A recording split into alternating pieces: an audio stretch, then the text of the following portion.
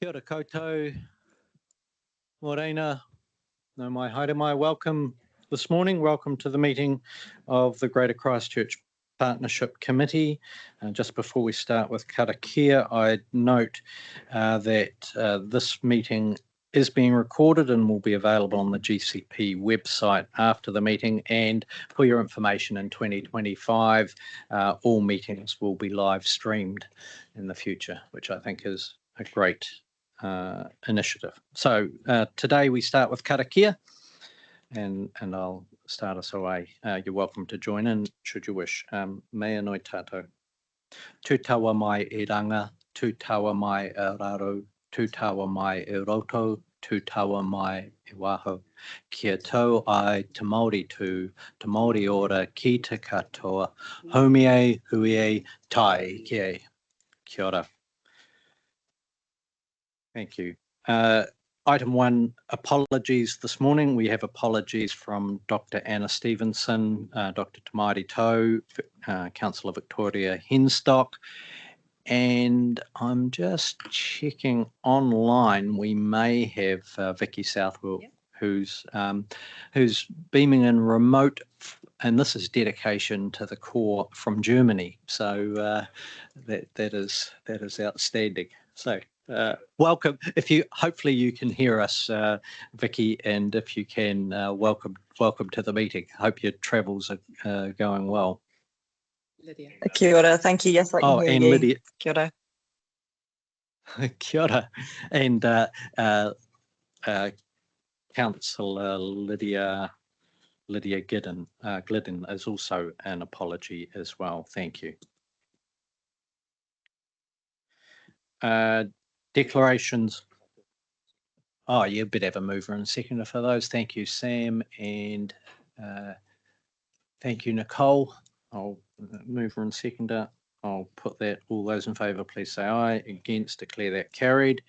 Declarations of interest. I have one in terms of item 9. I'll step aside from chairing that item, and we need to just put a resolution quickly to the meeting to put forward somebody to chair that. I think that's already been organised, so we'll get to that nearer that time. In terms of deputations of appointment, there are no deputations, so we moved on to item 4, which is confirmation of the minutes of the meeting of the 9th of August. Is there somebody to move that they are a true and correct record? Thank you, Neville. Is there a seconder to that? Thank you, Mayor Phil. I'll put that. All in favour, please say aye. Against, declare that carried. Thank you. Now move to item 5, which is the draft Greater Christchurch Transport Plan. Oh, before we do, just to note that we have started near enough to half an hour early. We will also be finishing at 11:30 to make sure that we fit in with other meetings. And I believe there may be an apology for early departure if required prior to that. But so, thank you. Right. So item 5. The draft Greater Christchurch Transport Plan 2024 update. And Jesse Burgess, welcome. Thank you. And you're going to briefly introduce this item.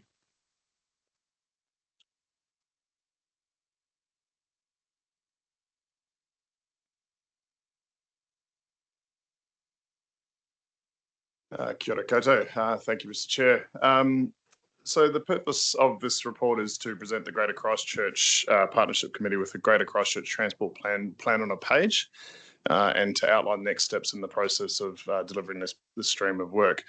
As you know, the Greater Christchurch Spatial Plan was endorsed earlier this year and sets the 30-year vision for growth and development of the Greater Christchurch sub-region, integrating land use and transport outcomes to achieve a range of social, economic, environmental and cultural outcomes.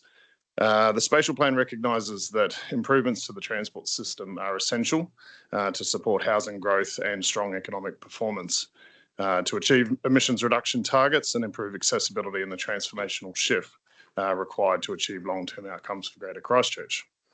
The transport shift is encompassed within Opportunity 6 of the Spatial Plan, which is to prioritise sustainable and accessible transport choices to move people and goods in a way that significantly reduces greenhouse gas emissions and enables access to social, cultural and economic opportunities.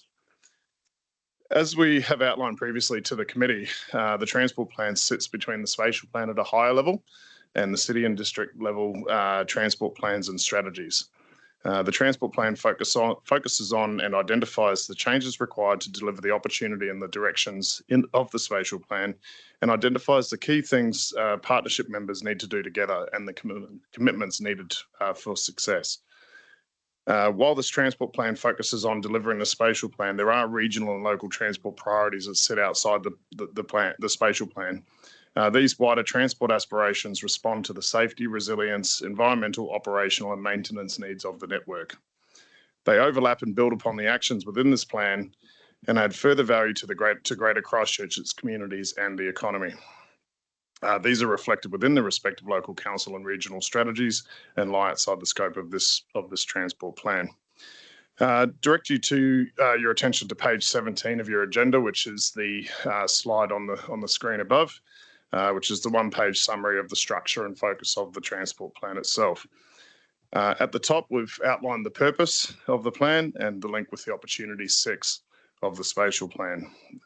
Through the development process, partners have identified 4 principles that would provide the foundation for guiding the partnership as we travel towards achieving the Greater Christchurch Transport Vision for 2050. And those are, as shown up on the screen there, working in partnership committed to achieving the spatial plan vision, seeking sustainable funding and investment solutions to deliver transport infrastructure and services, prioritising the safety of our communities and transport users, and delivering a fit-for-purpose road transport network. Outlined below, the Opportunity 6 are the directions from the spatial plan in terms of part 3, connecting people and places. That's page 78 of the spatial plan for reference.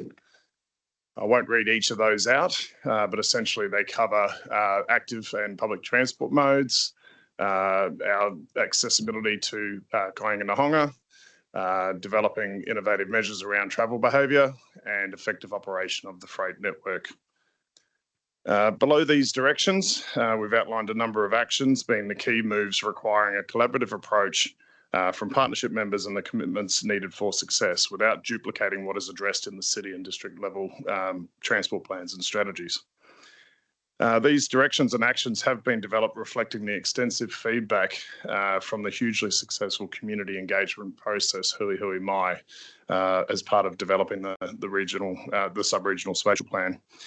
It reflects also what we've heard through our respective LTPs and annual plan processes to date, as where our money should be spent to lift the transport system as a whole.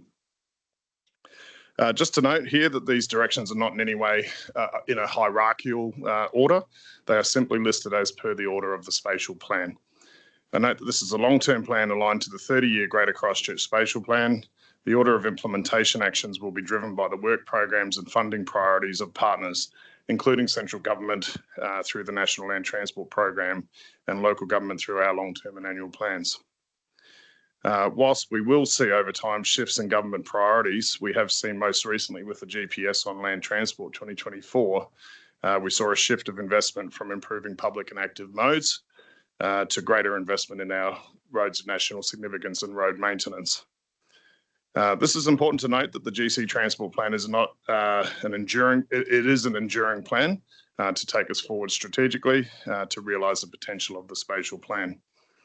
And at times, it may not necessarily be directly aligned to central government priorities of the day. The transport plan has been prepared in a way to allow flexibility to accommodate shifts in political priorities while maintaining a core focus on the partnership's long-term transport aspirations and what is required to deliver on these. Many aspects of the transport plan do align with the current GPS, such as our funding and investment solutions, prioritising safety, delivering a fit-for-purpose road and transport network, and protecting the effective operation of the freight network. But as you know, public transport improvement investments, which is a pillar of realising these aspirations of the spatial plan, has not been the focus of the current NLTP. That's in terms of improvements.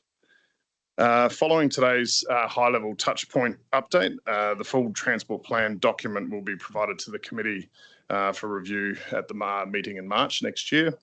The final plan, when drafted, will include a lot more detail around each of the directions, actions, and the sub-actions to achieve the desired outcomes. It will also include timeframes, short, medium, and longer term, identified agencies involved, extent of funding required, and the type of action, whether it's a plan or an implement or an ongoing type of action. The plan will also identify a number of areas for closer collaboration going forward.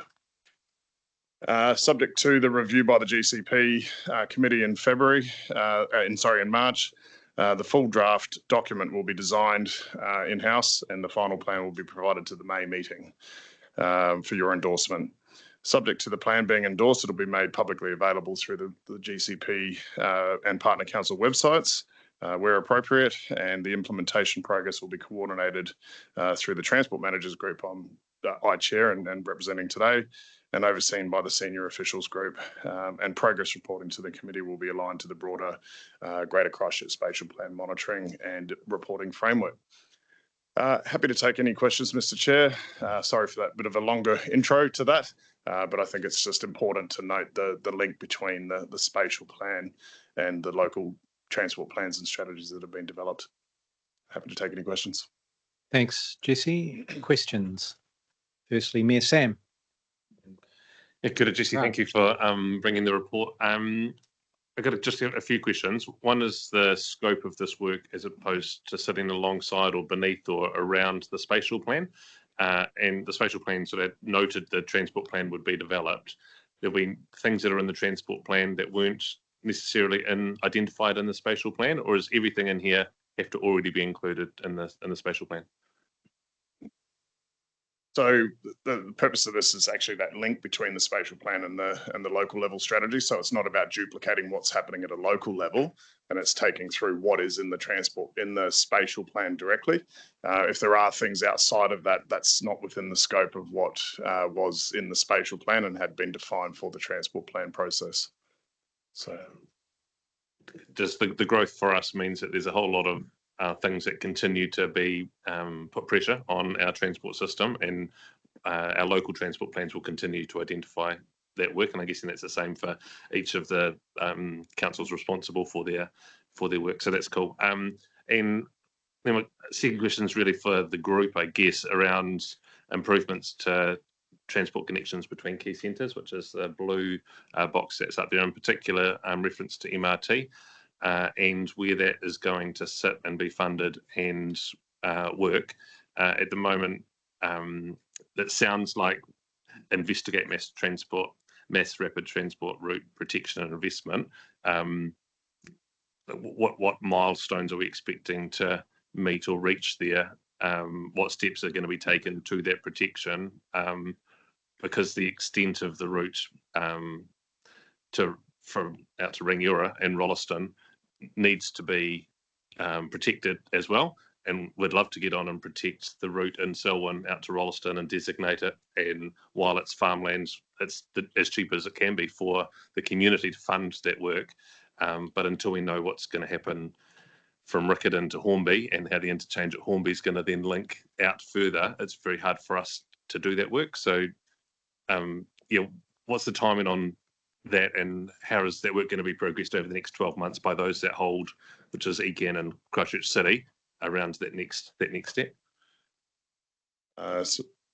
Mr. Chair, there is the next agenda item is on mass rapid transit, so we can certainly pick up some of those questions through that discussion. But we're in the process of transferring the program of work from NZTA to Christchurch City as the new lead for the MRT work, including the designation of the corridor, the street running corridor, the 22-stop street running corridor from Hornby through to Belfast, with the extended direct bus services out to the districts as part of that MRT agreed business case. In terms of any future designations and beyond what's been agreed in the spatial plan and the MRT IBC, that would be further work, I guess, as to for us to work on as to what would the future of MRT beyond what's been agreed through through the IBC at this stage. So if we were looking at a different solution beyond what is currently agreed and endorsed, and looking to protect any sort of corridor approach through that as well, that's further work that I think we would need to agree through this committee. Thanks. Grant. Is that fair? Thanks, Chair. Thanks, Jesse, for this. My query's related to the interrelationship between the Transport Managers Group and the other parties to deliver on the other opportunities that we've got. In particular, the relationships with the Transport Management Group and Opportunity 3, which talks about the connectivity of the natural areas and accessibility for people, and Opportunity 4, which we'll probably talk about soon in terms of the location and development of housing and what the effect that might have on neighbourhoods. I suppose I'm asking this question because of those relationships for the orange box, which we know NZTA haven't actually given us much money for that, but those relationships, because I view that component is very important in terms of part of the transportation network itself. So could you explain how everything's tied together? Yeah, certainly through you, Mr. Chair. So the transport managers work alongside the planning managers group as well and report up through to the senior officials group. So we have an agreed work program. Part of that is the priority development areas work that we're doing as well. There's been some initial workshops around that work. This is an integration process, so looking at both the transport active modes, the broader road transport network, and how that works in with the priority development areas and developing the corridors and the centre development as part of that. So that's all part of the ways of working between the planning and transport managers, is bringing that work together so that we can better understand the connections and what we need to do next. City Council obviously has a key role, particularly within the Christchurch city boundaries of the MRT corridor. But as we've talked numerous times before, the investment in the public transport futures piece is the critical part to get public transport users onto the network and build up that capacity and that reliability as well. So yeah, we work very closely as staff. We work across all of our agencies in delivering the work streams that all make up delivering each one of those opportunities within the spatial plan. So there are different work programs within that, and they are connected. Supplementary. Can you reassure me that as part of the delivery of the orange bit, in fact, the whole program in terms of the opportunities, that the makeup of the technical makeup of the team overall does include urban designers, landscape architects, ecologists, or whatever, to help with that process to ensure that the environmental output for urban form, which the spatial plan relies on, we have those experts as part of the broader team? Yes, through you, Mr. Chair. Yes, absolutely. So my experience working at the city previously and working at Selwyn previously as well, we have that expertise in-house. Well, the councils have that expertise in-house, and where they don't, they bring that expertise in often. But absolutely, for these streams of work, you will need those different types of expertise being involved in the work on developing the centres, developing the corridors, developing the networks, walking, cycling, active modes, public transport modes, bringing all of that together to realise that urban form and the quality of the urban form as well as part of that. So yeah, absolutely, could reassure you that the teams are involved at each of the councils in that regard. Okay. Next is Dan, Sarah, but James, I just wanted to check yours as a question as opposed to a comment that you wanted to inject into it's either a question or a comment. So I just wanted to make sure that if you wanted to make a comment that it was not about that. Okay, all right. Next is Mayor Dan. It's actually following on from Mayor Sam's comments, because actually over the last year or so, a number of us have been asking the questions around the protection of the corridor being the absolute priority. And I'm getting a bit impatient with it in the sense that we're going to miss the opportunity. Just a little prelude. I've just recently been in London, and while there, they took us out to, as part of the program, to areas where they've done exactly what we're talking about, where MRT, 3-story developments or multi-story developments, and the most critical aspect of that they talked about was, if you do nothing else, get your corridors protected. So I know myself, Councillor Henstock, and others have been asking that over the last 12 months.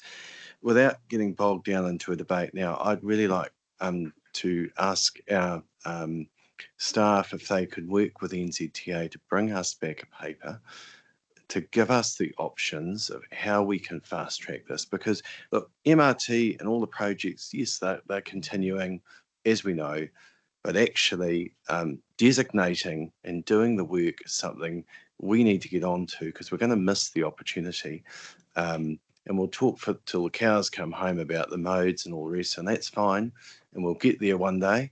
But actually, I don't want to see us miss the opportunity of the land while we can, and to protect that. So I want some reassurance that we can get that, and I would like a paper, please, that comes back to our next meeting that could indicate the steps and what we would need to do to fast track that, because just genuinely concerned that we're going to miss that opportunity.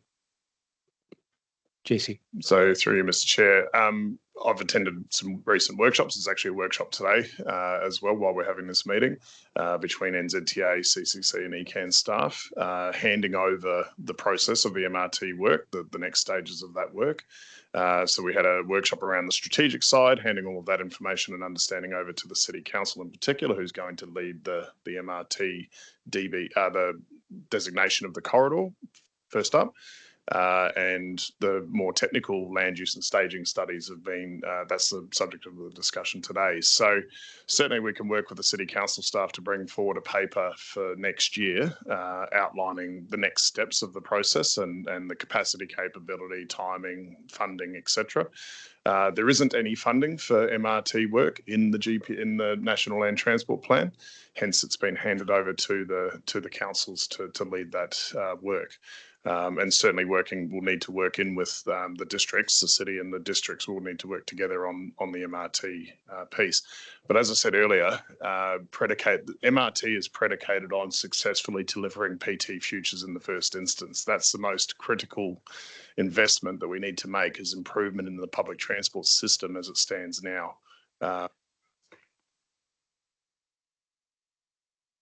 MRT is the longer term, but I absolutely accept the point that we need to get the designation in place, and that's the work that we're doing just at the minute, is the handover from NZTA to CCC and as lead, and ECAN in support of that work as well. So I appreciate the paper coming back, but also but how we can support as partners to advance this sooner. Resourcing's one matter. And I'd really like to understand that, because we all say it's a priority. We need, otherwise we'll be into the next triennium and we still haven't progressed it. So I don't mean to sound overly impatient, but it's something that we're going to miss the opportunity if we don't get it done. So if we can get that back ASAP to support the city and our other partners in that space, I think I speak for our council that we would very much welcome that coming as soon as possible. Thank you. Sarah? Thanks. That was, what I was going to address as well. I think what we don't want is a paper in February that says, oh, you can now give us permission to do some work on it. I think what we're hearing is that getting some work done before then, with actually looking at the options to do the work, rather than just giving you the mandate to start looking at options in February, is what we're hearing. Just wanted to clarify that, because but I was going to look at the reporting. So it would be really useful to have a really good overview of what's already happening in this space from the different councils. So we can, I mean, I know that everyone's really constrained with budgets at the moment, but it'd be a really good idea to have maybe a paper next time that shows us where we're all sitting within these currently, where councils have programs of work or projects that are working towards those different goals, where funding sits, where some of the places we're struggling to fund are at the moment, those kind of things. So we've got a really good overview of what's happening in the Greater Christchurch area as a group here already. And then once we see where we are and where we want to be, then we know where the gaps are. That would be, yeah, really good to see. It's just really hard to get those links when we're saying that a transport managers group is going to do implementation work, but actually it completely relies on governance, leadership and budgeting to actually get that work underway too. So. Through you, Mr. Chair, yeah, as when we bring back the draft document of the Greater Christchurch Transport Plan next year, that has a funding side to it as well, and we can bring attached to that some further information about the programs of work that we've invested in and are delivering that relate to the actions within the transport plan. There is a lot of information available, and I know through the Regional Transport Committee we're doing some of that work around public transport in particular, as a report back on where things are starting to land. Post GPS and NLTP in September this year. So there is a lot of information there. We can start to collate some of that and where we're actually at and where we need to go as well. So, yeah. Thank you. James. Thank you, Mr. Chair. Look, I just wanted to take the opportunity of the first bullet in the yellow column to congratulate ECAN on the amazing progress on the national ticketing solution. For those who are really, really, really keen to experience the future of public transport, you can walk over to the exchange and ride the number 29 bus out to the airport using your credit card. It really is fantastic. And by the time, Jessie, if I understand your time frame on this, by the time this committee is considering the final report on this, we'll be nearing a rollout at Greater Christchurch. It truly will do more than anything else to deliver on that yellow category. So thank you again. Right, thank you. Thank you for those questions and responses. We have a recommendation to receive the update on the draft Greater Christchurch Transport Plan. Someone prepared to move that? Thank you, Sam. A seconder. Thank you, Mayor Dan. I'll put that. All those in favour, please say aye. Against, I declare that carried. Thank you. Thanks, Jessie. Look forward to the next report. We now have an update on Mass Rapid Transit project, and online we have Richard Osborne and Stephen Carruthers, and with us, yes we do, you just bent over at that particular moment, Lynette, and I missed you, Lynette Ellis from Christchurch City Council as well, here just to give you an update on where we are with the project. Kia ora, Richard, perhaps start with you. Thank you, Mr. Chair. Apologies for not being able to be with you in person today. Richard, can you just make sure your mic's close to your mouth there? Just a little quiet. 1 moment.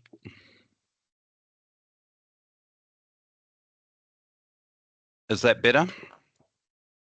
It's certainly not worse, so carry on. I'll speak loudly, and please let me know if I drop in and out or anything like that. So firstly, look, apologies for not being able to be with you today in person.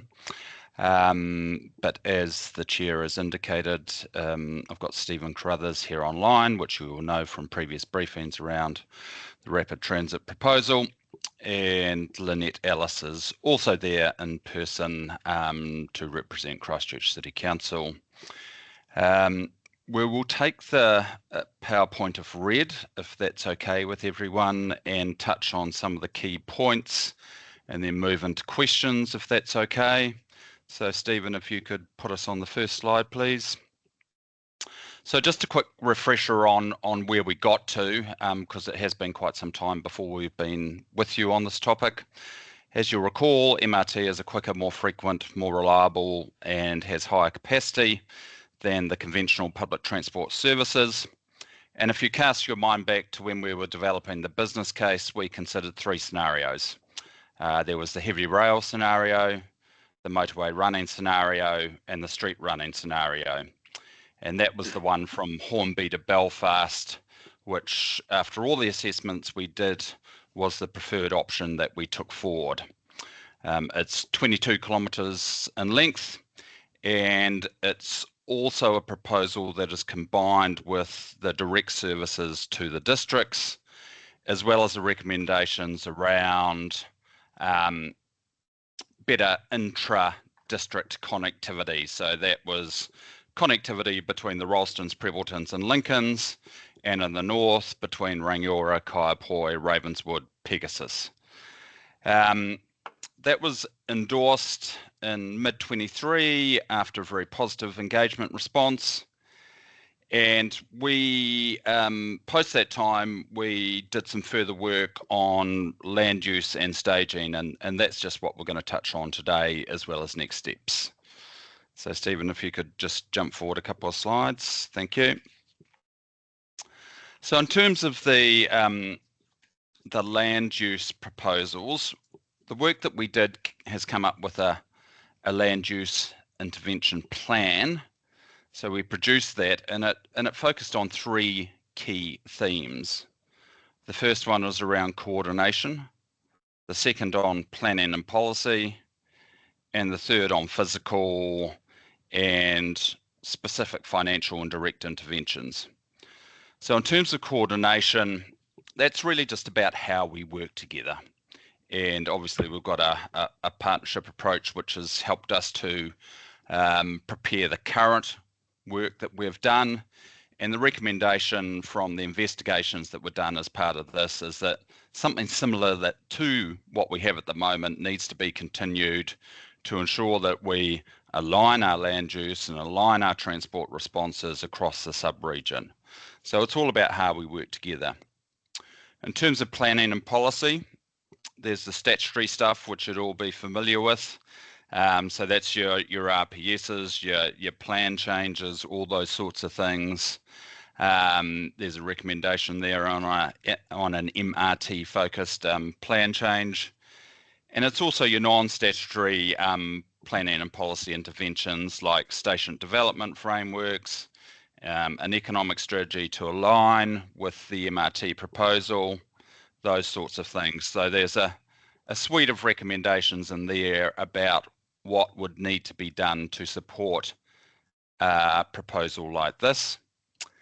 And then there's the financial and direct interventions. So there's opportunities in there for strategic land acquisition, for joint ventures, for direct funding, for better insurance certainty, to encourage the type of land uses that you need to support a proposal of this scale. And there's also those kind of measures which aim to attract people to live, work and play in a particular area. So your urban enhancements and that sort of thing. So these were the kind of list of recommendations that we came up with to kind of take the project forward. And how is this going to be successful? How do we make this a success? So there's no one thing there's no one silver bullet. There's a range of things, and they're outlined in that slide in front of you. Next slide, please, Stephen. In terms of the rollout of MRT, this can be done progressively to respond to growth. So the first thing to do would be ongoing investment in the current bus metro network as needed to accommodate demand up until the mid-2030s. So that's based on the current modelling is when MRT would likely be required. The need for MRT will be driven by the rate and magnitude of redevelopment along the corridors earmarked for rapid transit, and the performance and ability of the metro bus system to remain reliable, respond to those sort of competitive journey times, because that's one of the key metrics in terms of uplift in people using public transport, to meet the demand, and then that will trigger the need for a step change in public transport provision, and that's the MRT system we've been talking about. So that's how it can be progressively rolled out. In terms of staging, if you could go to the next. So the staging recommendations, we looked at a number of scenarios as to how this could be delivered, but the need for staging is to focus on the city centre as the key anchor in the first stage. So what our recommendation is that would focus on the intersections within the city, and that's that Papanui Northlands to Riccarton Road or Church Corner part of the entire route, which, as you know, expands from Hornby to Belfast. And when you think about that inner portion of the route, there's a number of land uses along there that you would connect up to, and say, give or take a K from where the route runs, you've got 30 odd schools, you've got tertiary educations, you've got hospital, you've got community facilities, you've got parks, you've got recreational facilities, and all those generate a significant amount of transport demand. So by focusing on that Papanui Northlands to Church Corner component of the overall corridor, you really pick up a huge amount of land uses that generate transport demand and do a great job in terms of integrating your existing and expanding land uses with a transport system that is gets you from A to B with good frequency, good reliability, and good speed. So the key benefit of this option is capturing those early land use intensification and around the key activity centres. The staging for this lowers the initial investment to between 1.5 to 2.2 billion. So you remember the full scheme had an overall estimate of circa 3 to 4 billion, but if you focused on that Papanui Northlands to Church Corner, that is only a portion of that overall amount, and that's not to mean that's not a significant number, but it's obviously significantly less than the potential for a $4 billion delivery.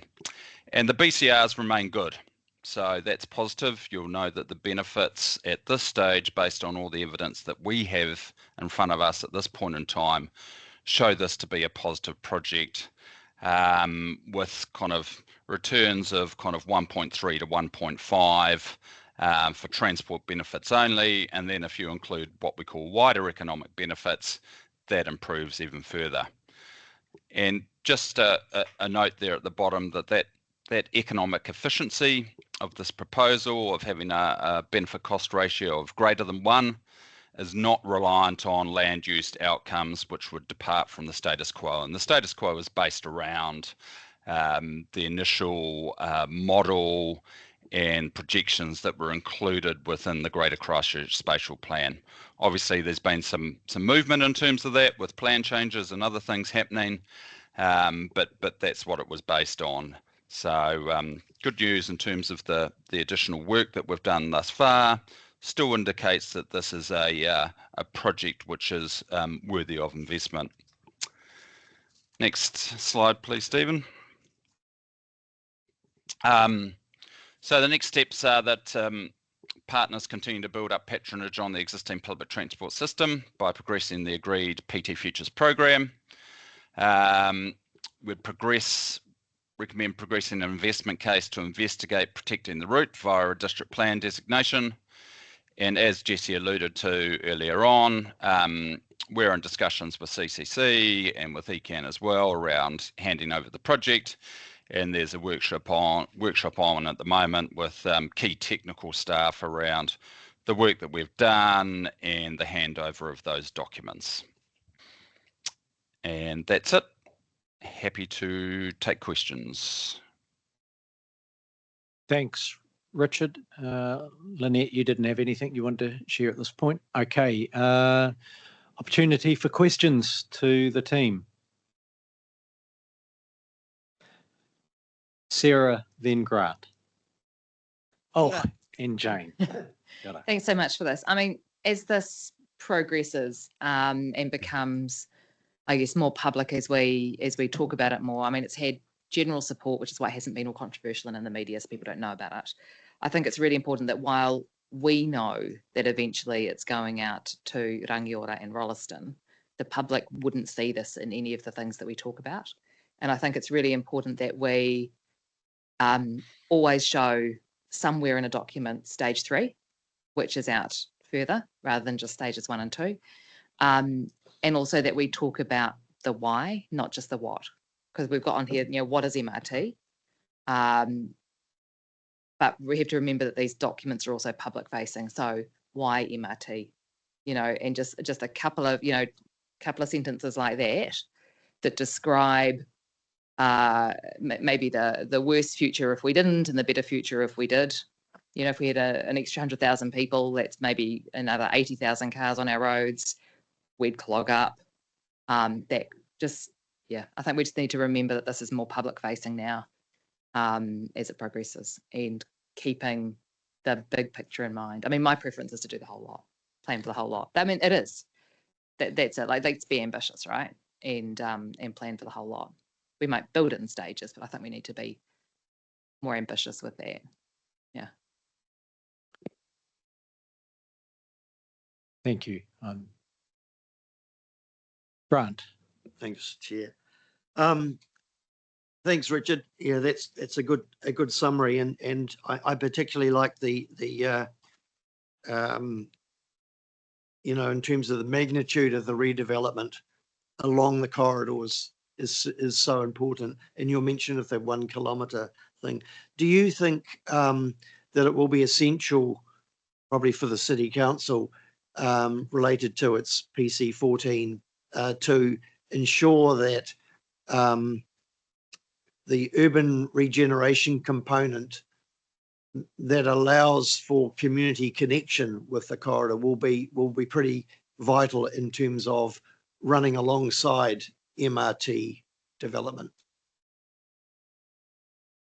It's probably a question more for CCC to answer. So, I'm not fully across all of what PC14 says, but I think it's pretty supportive of the the revised centres proposal was pretty supportive of the MRT proposal, because when you look at where they're expanding to, particularly along that Papanui Northlands route, and as you take that down through Merivale and into the central city and down Riccarton Road and out to Church Corner, all the growth that's anticipated and provided for through that PC14 really aligns at first blush with the MRT proposal. It's pretty obvious, and those key activity centres, the growth and what's enabled via that plan change pretty much join up along the corridor. So it seems to me to be pretty well aligned with the proposed MRT route, but that's something that needs to be kind of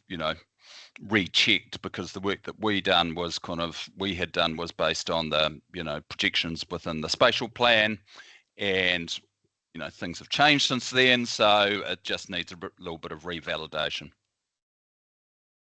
Just supplementary question: do you think that in terms of this alignment and the changes expected, the physical changes in urban form and the way we travel around, do you think that's going to require a really early, and I'm picking up from Sarah's comment, good communication with our community? Because I know that in the Northern Arterial process in the 80s, for example, the idea that perhaps there's some form of community disconnection worried a lot of people. Do you see that communication explaining the pros and cons of what they might experience under the MRT? At a general level, communication is really important for all these transport projects. We all know what happens if we don't communicate anything properly and bring the community along for the journey.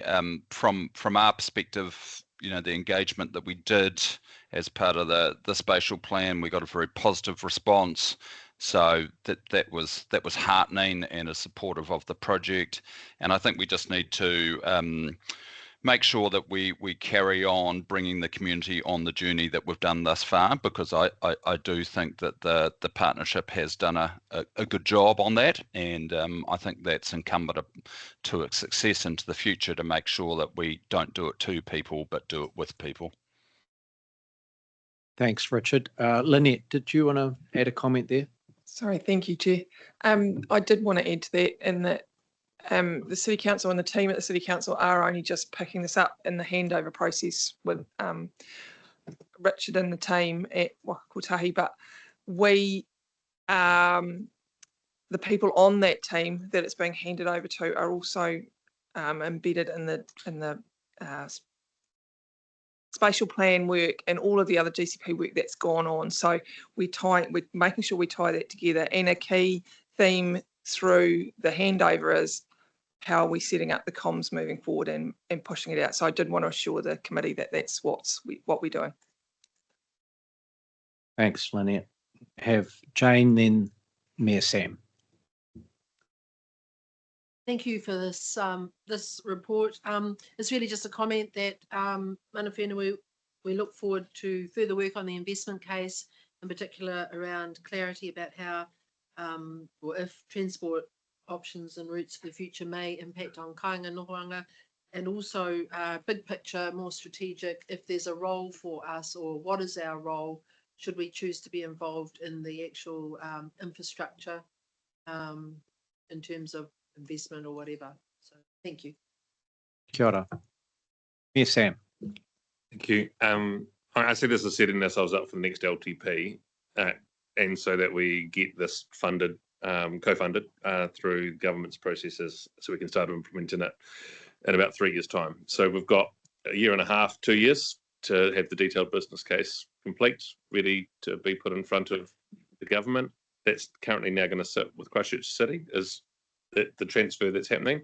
I'm wondering what the level of funding and ability and capacity within Christchurch City to have that work done in the next 18 months, because we're all relying on that to happen. Otherwise, we are put back another 3 years when we miss the next NLTP. And the comments around planning are so important, because it's not just stage 2 getting to Hornby, it's planning how to get out of Hornby. And getting out of Belfast, not just to Belfast, that's going to matter to stage 3. And from our perspective, we would rather see the build be continuous, so that as we are building stage 1, stage 2's planned, consented, and the build just continues to roll out. And yeah, it was mentioned earlier, visiting other places and getting to see their transport networks. You've been in Edinburgh, who've just recently opened the MRT in the middle of Edinburgh town, Edinburgh City. It was staged. It was difficult conversations with community because of an on again, off again nature of when things were happening or not. So some certainty around how the planning and rollout of the overall delivery is going to be important in our communications for it. And I think it's much easier if it's one project staged and moving through stage 1, stage 2, stage 3 out to Rolleston and Rangiora. So just concerned about the funding, and I don't know if you feel whether you're the right person to answer that, or whether the staff here that can answer that. We need it done in the next 18 months, the detailed business case.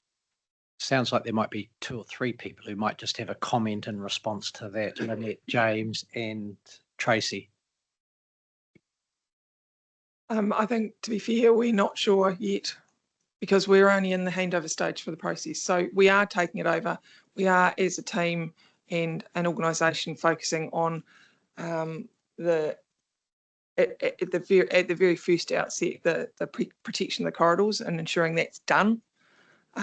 As Mayor Dan pointed out earlier, the next stages of the process and how it's going to work through, we'll come back to you. We'll have to come back and talk it through.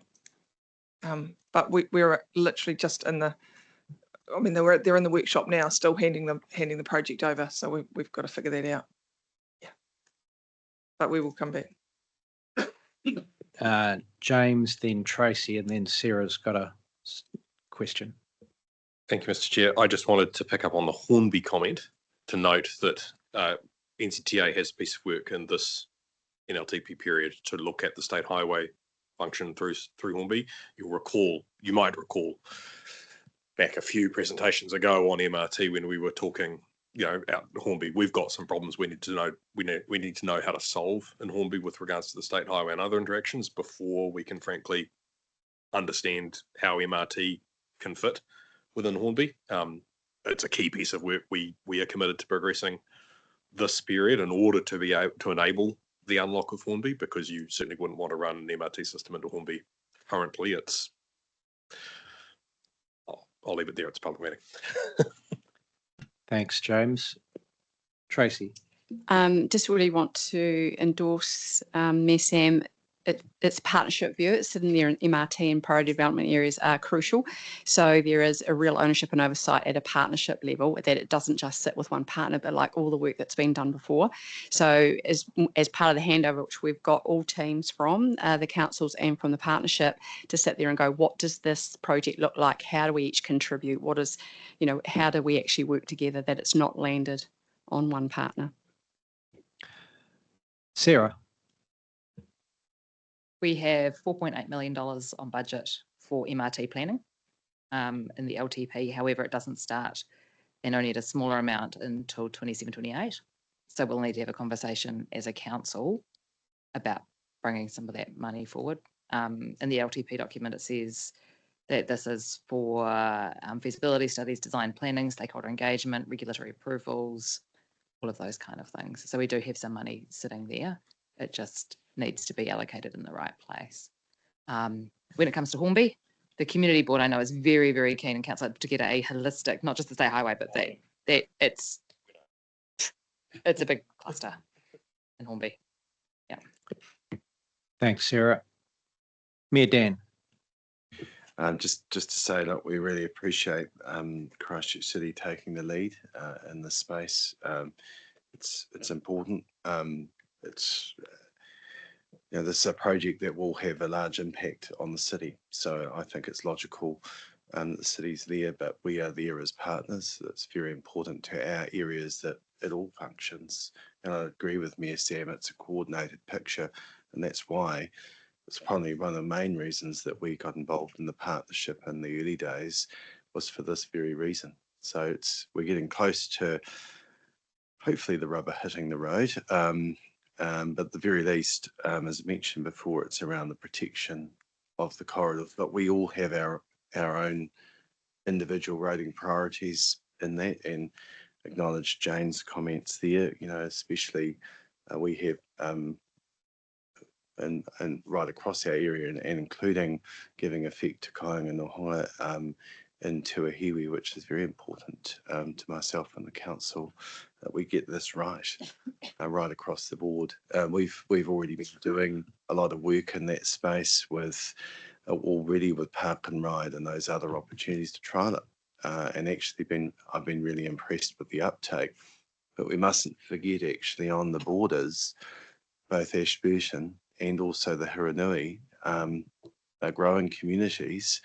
They are also, a number of people come from the Hiranui and use our Park and Ride to go into town, which is great. But those communities are also impacted. So those broader conversations we need to also be mindful of, because those communities also do want to access and have an impact. So I'm really pleased that this work is progressing. As I said, I'm getting a little impatient, simply because I just don't want to see us miss the opportunities that are there. But Lynette, I'm really pleased that you're there doing that, and whatever work we can do, I'm sure as partners would want to make sure we're supporting you in that. And I'm pleased with what Tracy mentioned, because I'm hearing that internally from our team. So that's the work that we're in behind supporting, and that's what it is to be a partner in at this table. So good news. Thank you. Appear to be no more questions. We have, sorry. Just keen to jump in on this, because we did have a discussion at our council around this in terms of the designation process, which we all agree is really important. So support that going to CCC to progress that. What Sam said around the detailed business case, though, is another, I think it's the overlap of that. And so when Dan said earlier on about a paper coming back to us just to outline where are we, well, what capacity do we have? Because I think it is really important to know that, acknowledge that CCC just in the handover process, and ECAN's working alongside you on that. But just to understand, have you got that capacity to do the designation in the next 18 months, 2 years? And then what about that work on the detailed business case? What do we need there? Have we got capacity, or are we actually making a call to not do that? So I think that's what we really need to be really clear on, because I'm not sure at the moment. Yeah. I agree. That is a very big part of the conversation with the whole team at the moment about what are the steps and how are we staging it, because it's not just MRT, it's linking it with the PT work that we're going through right now and making sure everything's aligned. There's multiple business cases that need to sort of land on NZTA's table at some stage, and we need to have a picture and a roadmap. Sorry, bad pun. A roadmap for getting there, but we really do need a map for getting there. Yes, might not be a road map, but it certainly might be a bus map. Indeed, transport map. Okay. Nikki. Thank you. Look, I understand the need for us to stage this. That makes good sense. But I also very much concur with colleagues for the districts that we need to have that joined up approach. It's really important, and because we're going to be telegraphing far and wide as soon as we start work on the city portion where the rest of it goes. And that then loses the opportunity for the district. So we really need to be able to protect the corridors that go from Rolleston to Rangiora. We need to be able to do that in the first instance in one fell swoop, or it's going to all of a sudden change the situation for us to something that's unaffordable and impossible. And we cannot afford to let that happen. So I would just urge the people in this room to do whatever we can to actually get that designation in place right now. Nobody has looked at any social media anywhere and heard anything wonderful about throngs of cars coming into Christchurch. We want to fix that. And if it becomes unaffordable because we haven't acted fast enough to protect these corridors, we're going to have a problem. So I really do urge us to get on and get this work done as quickly as possible. Just because we have a designation doesn't mean that we necessarily have to have all the design work done for it. And designations, and we can work around those. Right now we have the Wood End bypass. Finally, yay, but even then, because there's been so much toing and froing over the last 30 years, there are people that have been living there all that time that just wondered if it was ever going to happen. They still have to have conversations with those people, even though there's a designation there. So this isn't hurting anything for us to actually get that work done now, because there's still going to be conversations. It doesn't guarantee a definite smooth road, but it makes it a heck of a lot easier and more cost effective for us in the long run. So please consider that. Sorry, I don't know if there was a question in there. Don't you think? There you go. You're not alone in that question mark at the end of that statement. That's why I went, okay, I'm going for it. Right. Thank you. Okay. Mayor Phil. One thing we've got to watch going forward is, this is great. We should always plan for it. But maybe doing the whole lot when it takes so long to get the plan done. Don't lose sight of what's happening beyond Belfast, but at least know where we're heading. The only thing that I can see people winning out of is consultants will be rubbing their hands together with glee on how much money we're going to spend. I would rather get some critical staff in our firm and pay them good money to do it, because it'll be a damn sight cheaper than spending an absolute bloody fortune with consultants. So that's where I would like, because then we've got a wee bit more control of it. Now we can use the same funding model as we're using with the stadium with Dan and Sam. So that's naught. Did you say, Phil? Is that naught?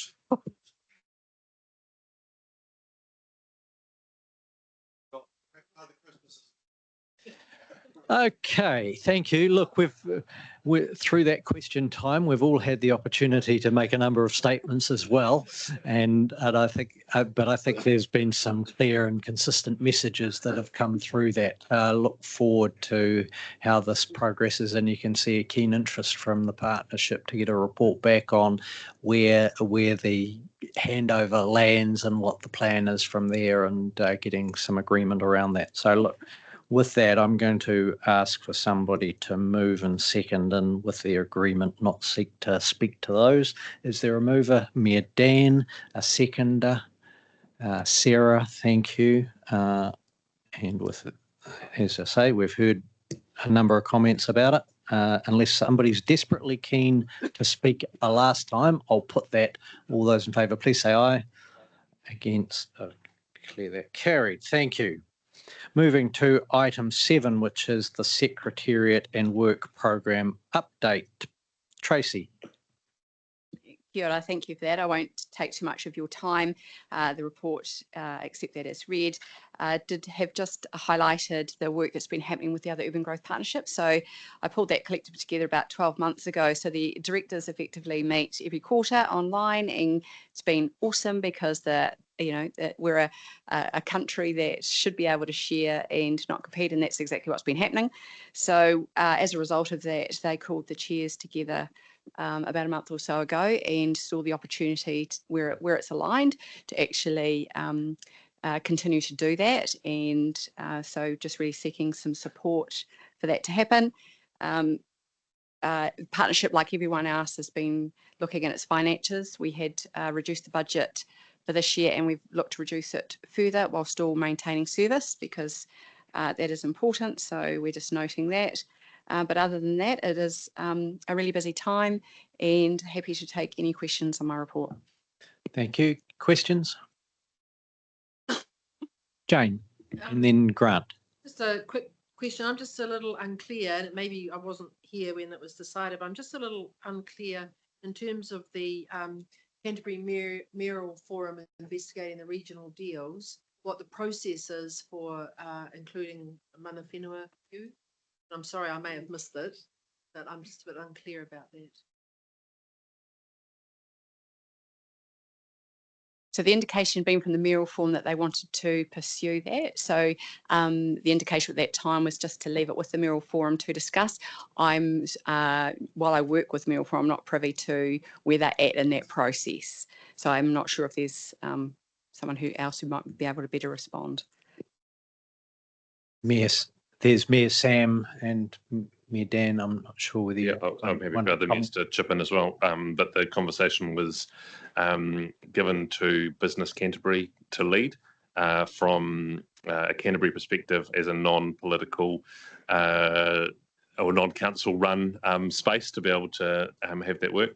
Ngāi Tahu has definitely been identified as key partners to be able to deliver the any regional deal proposal that we might put. There's been one meeting that Business Canterbury convened, and Ngāi Tahu were invited to that, but I understand we're unable to attend last minute to that meeting.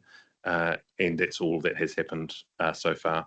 And the Mayoral Forum said that we would put together, we would indicate softly that we would like to be involved in the process, because there's about a 2-week turnaround to the government to say yes to that. A more detailed approach is required by February into that process. So over the next couple of months, that'll be developed. And at that point, the partners will all need to determine, is this something that it's actually worth progressing now that the government is only going to choose one region out of the whole country next year, 2 in year 2026. And does Canterbury think that we're in the top 3 ready to go with the right plan? And just to add to that, the work that Business Canterbury is helping convene is not just about a regional deal, but a regional deal might come out of that work. This is about saying, what is the ambition for Canterbury, and how do we actually grow towards that ambition, with regional deals perhaps playing a part in that. Thank you. So Mayor Dan. Yeah, just supporting what Mayor Sam said. Look, absolutely, we will, Jane. It was felt that if there was to be a regional deal and got over the line, it needed a broader approach than just the GCP. And that's why it was felt better to go through the Mayoral Forum, because that's what the messaging we were getting through from government. While Business Canterbury are there and they're an important partner, Ngāi Tahu is absolutely critical in that space. So, and welcome any any involvement there and any advice around that, we will certainly make sure that that's reached out to, because it's critical to our future, joint futures. And to achieve a regional deal for our area would be great. We're getting the message from government around that, where their priorities are at the moment, and we've got a target where we're best placed. That doesn't mean that we can't get on and progress the things that are important to us jointly as well, because we're not going to sit back and just wait for government. These are things that we have some control over ourselves, of our own destiny, but government's an important partner in that space. But also these are things that we can collectively do. So we will certainly keep reaching out there and work how best to do that, and welcome offline any advice in that space would be most welcome. Thank you. So I've got a. So is that related to this particular? There's yep. Okay, relate. Great. Yeah, kia ora koutou. Just to be really clear, that Te Rūnanga o Ngāi was invited to the business Canterbury thing, and so it was Ben that was invited. He couldn't make it, so that was unfortunate, but there was a good acknowledgement in the room that Ngāi Tahu, and I'm assuming Papatipi Rūnanga is the key partners in that. And I think in terms of the Mayoral Forum, I've only been to 2 Mayoral Forum meetings now, but I think I have raised it twice now that Papatipi Rūnanga sort of engagement with Mayoral Forum is really important. I don't think there's a mechanism there quite yet, but there has been some work done. Earlier this year, Nigel Bowen, who's the Mayor of Timaru, but the chair of the Mayoral Forum, did write to Papatipi Rūnanga. So that just needs to be followed up, because we do need to get that engagement happening, I believe. But there is a good acknowledgement around the Mayoral Forum table that's important. It's just about getting that mechanism. In terms of the regional deal stuff, Sam and Dan are definitely right that we don't believe we're going to have something ready by January to put into the thing, but we are going to do a initial thing in December, but then keep working on our plan for Canterbury, and then at some point when we're ready, put that to government. There's nothing else we can do, because as Sam said, there's only 3 regions that are going to get it in the next 2 years anyway. And is it really worth putting all our eggs in one basket at the moment? So I think that was a good pragmatic decision there, but noting there's more work to be done. Yep. Thanks, Craig. Grant. Thanks, Chair. Thanks, Tracy, for that. It's a lot of work in the program. I'm not, just my comments earlier on about the integration of everything within the opportunities, those 6 opportunities. And I'm particularly concerned on page 42 on the blue-green network opportunities, where the senior officers of group has decided really what seems to be that the blue-green network strategy is not a current partnership priority. And I think it should be. And I kind of relate to page 45 as well. I know you've got your program there, and that item blue-green infrastructures in that bottom box. But I kind of refer to the 2050 consultation process and the resident survey in 2020. And the question was asked, what people want Greater Christchurch to be like in 2050? People ranked things in order of priority. The number 1 priority was public transport, walking and cycling are easy and affordable. 2 was people feel safe. 3, lots of green spaces and trees. And 4, nature, including water bodies, are protected and respected. So 3 of those things are really hinging on some sort of development or progression of the idea of the opportunities that blue-green networks can can form part of this urban form that we're talking about and how they fit in. So I'd hate to see that work put to the back burner, because the environment going forward in terms of climate change and all those other things and urban amenity are going to be really important for encouraging people to come into the city in in a slightly urban intensification way. More people living closer together need those things to enable them to feel happy more than anything.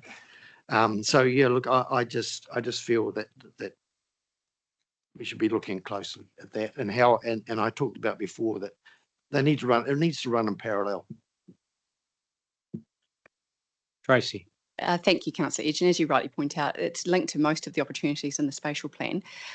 So it was following direction given from the committee in terms of priorities for this coming year. So it's not in any way to say that it's not a priority. It's just focusing the resources where the committee wanted it to be. But absolutely it is integrated. So you'll see when we talk about housing, we've got an image in there around the priority development areas, all the work interlink. So we will, on behalf of the partners, look for those opportunities, bearing in mind each of the councils are actually doing great work in that space. It's the strategy is to often to pull that together and go, are there gaps? It's not that it's not happening. So, but also great that the Mural Forum through this work, we've got an opportunity to kind of amp up and not duplicate, but actually, you know, sound out those opportunities to make sure that that urban aspect is in there as well. So fully accept what you're saying and we'll look to those opportunities. Supplementary, Chair, just related to that too. I suppose I'm also thinking of an important sort of an issue that we had to clarify is the green belt area that we had sort of inferred that was going to provide some level of protection between or separation between the rural environment. And I think that the resolution of that is really important too. I'm thinking in terms of the growth of Selwyn District Council and this situation that we have where, although the spatial plan and the urban development NPS are suggesting urban intensification, we know that we now have the situation of intrusion within that rural environment of more greenfield development, which has sort of slightly been outside our control.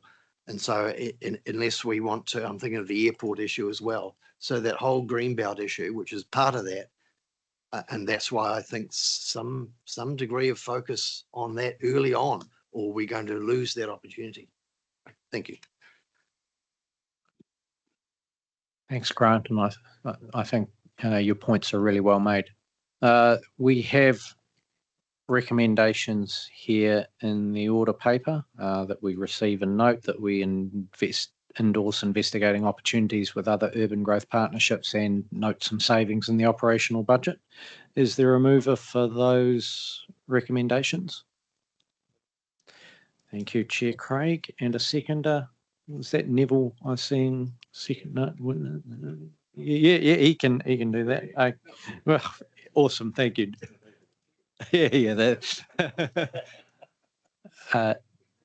A quick question on the savings, because I'm just noting that as the transition is happening on mass rapid transit, more of the spend is going to be local, and I'm wondering if we, like, while we're noting savings, whether there's a way to reallocate that into that big piece of work that we know that we have to do to help make sure it gets. Tracy, I think that's probably best directed at you. So that was focusing on the operational, not the project budget, which has remained the same. But yeah, we can explore that. We could certainly explore that and refer that to the Chief Executives for consideration. Yep. Okay, so thanks for that, Sarah. So we have Craig move, Neville second. Do you want to speak to that at all, Craig? Neville, anybody else? Appears not. I'll put that. All those in favour, please say aye. Against, and declare that carried. Thank you. Now we come to the Joint Housing Action Plan, Phase 1 Finding and Options. And so this is a bit of a report, a presentation, and a workshop session, which is probably going to take a good chunk of at least an hour. We're going to probably need to think about not more than an hour and a quarter. If we're over that, then I think we're in trouble. So just bear that in mind as we work our way through this. And this is a culmination of a lot of work that's been done over the last year or more. And we have online with us Rodney Yeoman. Rodney, welcome. Rodney is a director of Formative who was a key contributor to the work, and you'll have seen the report of Formative in the report agenda. So welcome to you. But in the who's going to speak first? Oh, so Tracy's going to speak first. So firstly with Tracy. Well, anyone who knows me I love the opportunity to speak first, so thank you for that. Look, thank you for the opportunity. This has, as the chair indicated, been a significant piece of work, and with the premise that we needed to look under every rock and stone to see are there opportunities where the partners can affect and support affordable housing. So obviously we've mentioned Rodney, who is available if there are questions around that report, but predominantly John Bartels, who took over from Lucy, has admirably jumped in and done some great work, and I'm really delighted that Kate Kearney is also joining us today. So we will work through a presentation. I do just want to, this is effectively the findings of phase one. So it's a workshop to give you, we're starting to put in a big funnel. What's in there? What could you do? Then which are the ones you might want to investigate? And then I'm aware that we have sessions booked to support your teams early in January, February to go out to partners to then discuss it at that forum so that they have an opportunity to hear and question directly, and that will then form what is going to be, what collective work then needs to happen as phase two, and what a partner's choosing to do in of their own right. So that's just setting that up. So today is about just doing that recap. We'll show at a high level share learnings, but actually we'd really like to get some discussion and some responses. We've put some questions up that you would have seen to just explore. So next slide. So that's just a bit of the timeline where we've been, and lots changed, I guess, in the government context. I think in summary, the Going for Housing growth is a driving agenda. We're still waiting to see how that plays out on the ground. The great thing is, though, that the work and the options that you have in front of you are complementary to that. So that doesn't slow us down at all.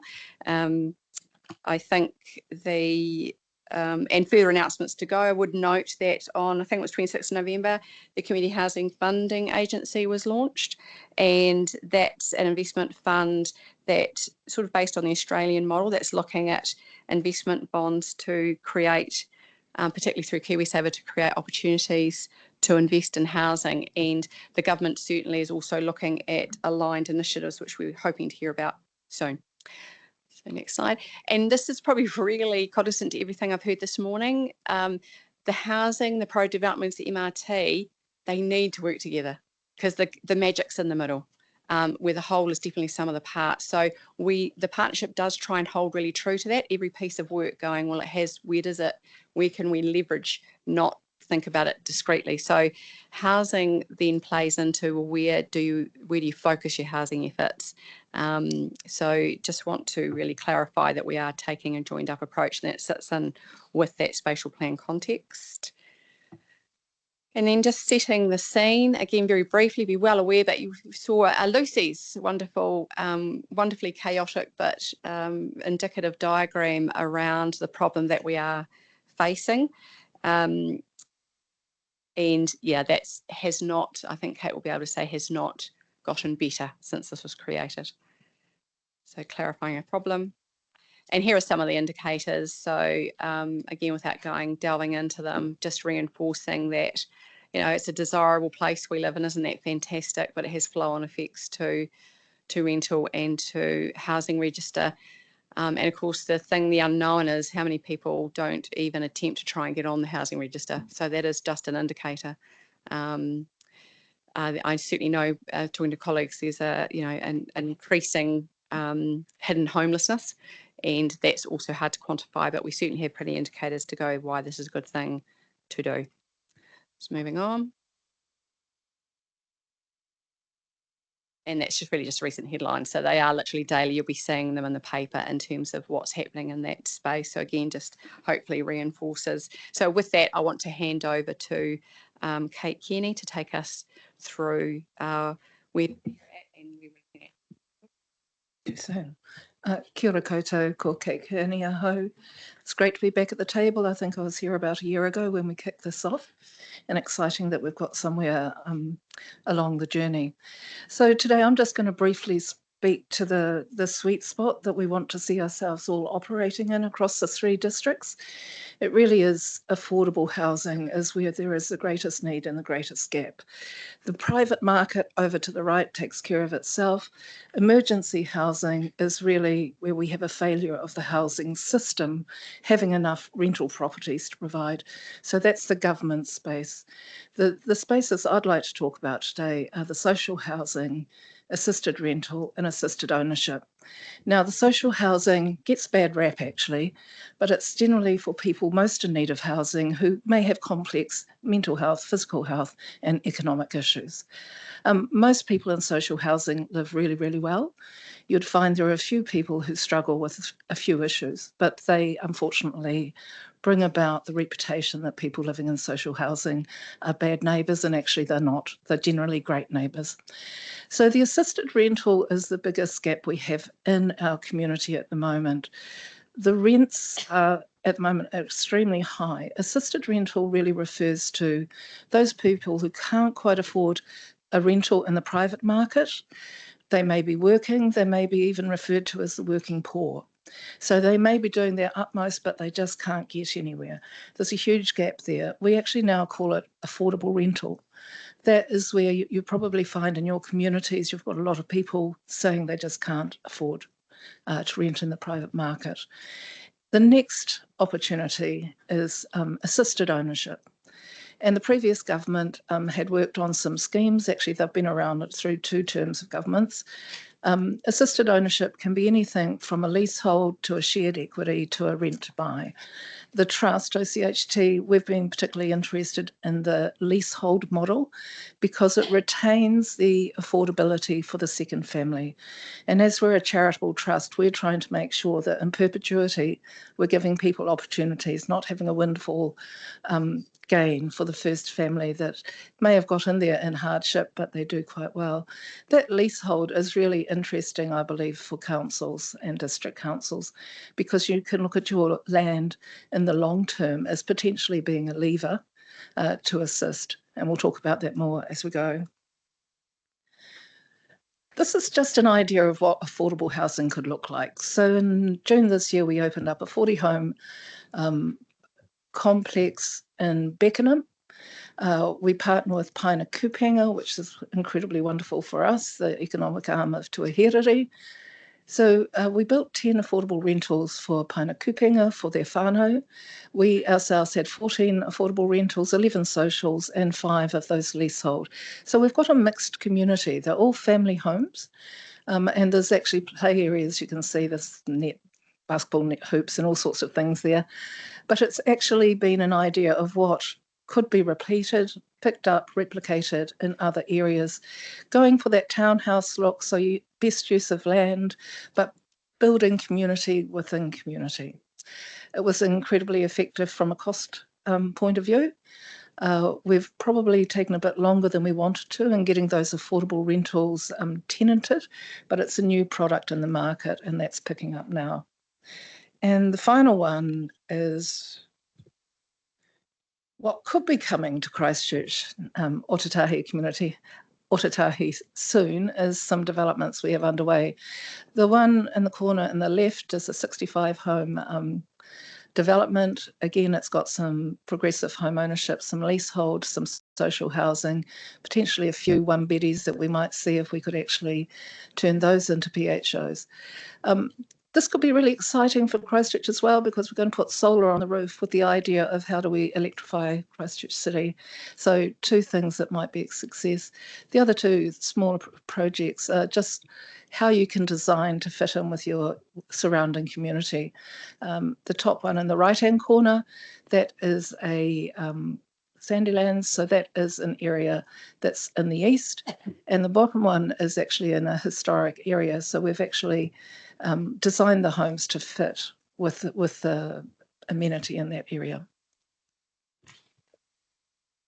So I'm just to indicate we'll break with sections and questions just so that we can deal to anything. So just initially in terms of background or anything that Kate's shared, were there any questions at this stage? No? Great. Thank you. We'll carry on. Kia ora, I'll take over from here and step through the latter two parts of the workshop structure. So just in terms of touching on some of the work that has been completed as part of the phase 1 investigations, really just wanted to provide you as the committee a bit of a high level in terms of what those key takeaways are, substantively kind of detailed in the variety of attachments to the report, but really just to bring it up and to help frame the conversation and the deep dive that follows. The first one is around putting housing quite squarely as essential infrastructure. The diagram up here is work that's been completed by the City of Melbourne. We would aspire to see the Aotearoa Social Investment Agency to pick up this work as well, to see how this would apply in this context. But really what it shows is that housing is that building block, not only for economies, but also for communities as well, as Kate's touched on. So in terms of the 3-to-1 that's invested, in terms of what's invested as $1, you receive $3 back in overall community benefit, I think is really critical to keep in mind around the fundamentals of why housing is important. The second one is around working together in terms of achieving outcomes. There's really, I suppose, community housing providers out there, including Atatahi Community Housing Trust here in Christchurch, that provide housing. They have the expertise, and it's also important to understand and rely on them. And we've kind of obviously showcased those that are currently active in the Greater Christchurch area. The third is, I suppose, just flagging that there is, I suppose, a different levels of pace that could be chosen and taken by the committee and its partners, as well as both the level of support and the variety of actions taken forward into phase 2 implementation of the Joint Housing Action Plan. And last but not least is, I suppose, started to crystallise from the work in the phase 1 investigations what really are the key levers for partners. And it's really distilled into these 4 bubbles, for want of a better word. The first is around leveraging the land that each of the partners holds and using that strategically. The second one is about influencing and advocacy. So working together and partnering, but also understanding how advocacy can play a part in securing some of those outcomes in respect to affordable housing in the Greater Christchurch area. Relying on that too is around pro-housing policies. So having the policy settings in our respective organisations set to encourage affordable housing, but also to support the operation of these organisations, in terms of the community housing focus.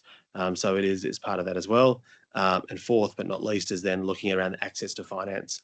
How can they provide access to money in order for them to deliver the housing for our communities, respectively?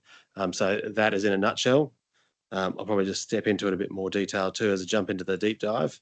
But really, when we start to explore those 4 again, and what we've got there is just to explain the structure of this is just explaining in the top box effectively some of those examples, and then below is specific examples where that's used and kind of has been applied. So it just gives a sense of that. For instance, if you look at leveraging land, there is the opportunity for peppercorn leases to enable that, including from not only council partners, but also from the Crown as well. And then ranging that through in terms of looking at the influencing, such as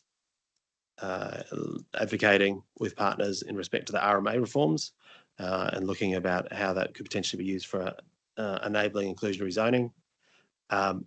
Housing policies, I think we've touched on that. The headline there is inclusionary zoning, which we'll touch on soon in the next section, but there's a key one there as well as the other work that's been already put in place in respect to development contribution rebates in Christchurch City. And then access to finance is about providing low or no interest loans, probably similar to accessing LG funding agency kind of funding and as an avenue, as well as looking, as Tracy touched on, in terms of the establishment there of the Housing Funding Agency and the investment fund recently announced as well. So it's looking at those opportunities as well and those levers in particular. So from here, we'll just jump in and I've kind of partitioned it up, as you'll have seen from the papers, but really jumping in here more on the financial side of things. So that's actions 3, 4 and 5. And this work has been informed by Rodney Yarman's work in that indicative economic assessment, really picking up on some of those points. And so I just sort of step through that as well. The key one as action 3 is around inclusionary zoning. So thought it important to take a pause, I suppose, and just step out what that looks like. And in part of this work that Rodney completed did look at both monetary as well as land contributions. So here we've just got 2 worked examples side by side to show the differences when you look at a percentage contribution for money compared to a percentage contribution in land, and how that effectively works out. And then it's sort of effectively the high is intended to balance out at approximately the same value. But in essence, inclusionary zoning is around once a property is developed or alternatively land is subdivided, there is a portion of that is provided for social or affordable housing, and then that can be then leveraged to either be developed or provided, in the case of, say, something as such more like an apartment block, for instance. And the work that Rodney has done is around, and we've kind of, I suppose, picked up the actions in that table in the top left. So that's really breaking down not only action 3 in terms of inclusionary zonings and the various scale, low, medium, high, effectively across money and land that you could be taken, but also looking at the other incentives that could be provided, which is in that kind of light blue through the middle, ranging from density bonuses through to planning concessions. And then action 5, which is specifically looking at development contribution rebates or emissions, as I touched on earlier, and what that could look like. So what, through Rodney's work, what he's done is actually, rather than talking about each one separately, is try to distill that into simple language that's consistent, which is around effectively over a 10-year lifespan, how many affordable houses could that generate over that 10-year period. And that's contained in that right-hand column of the table on the top left. Effectively, you can see inclusionary zoning yields quite a substantive amount, but also we've compared to some of the others, which are probably more straightforward and probably more considered low-hanging fruit. And that's where we've started bringing into this diagram that sits behind that. We've got easier low yield, medium difficulty and yield, as well as then difficulty and high yield up to the right. And that's really looking at how many houses could be generated over those 10 years. And then over the horizontal axis is in more respect to the level of difficulty. So, I think the Queenstown Lakes has a variety of learnings around inclusionary zoning, but understand the pathway forward on that too. So what you see effectively is inclusionary zoning as high yield and difficulty, and probably challenging. And then you have others that are sort of sitting more in the medium, and then others that are low yield, but are necessarily what I would characterize again as that low hanging fruit, in terms of they will start in providing some of those benefits and advantages for affordable housing providers. And then kind of, I suppose you can look at that as a mix as well. So stepping in and coming into the discussion, you probably heard enough from us, but really posing 3 questions for you there. Happy to take those in turn, starting with inclusionary zoning.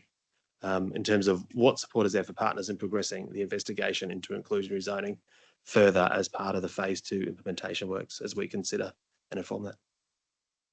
Thanks, John. And again, we just reiterate that we understand there's also conversations, a lot of conversations got to happen back at partner base, but it is trying to, again, sift and go answer questions at a high level, but also whether we'd like us to be doing a bit more work or thinking, and as opposed to ones that are, for whatever reason, not an attractive option. So happy to, you've got the 3 questions, you don't need to go through each one of them individually, but really keen to hear people's views.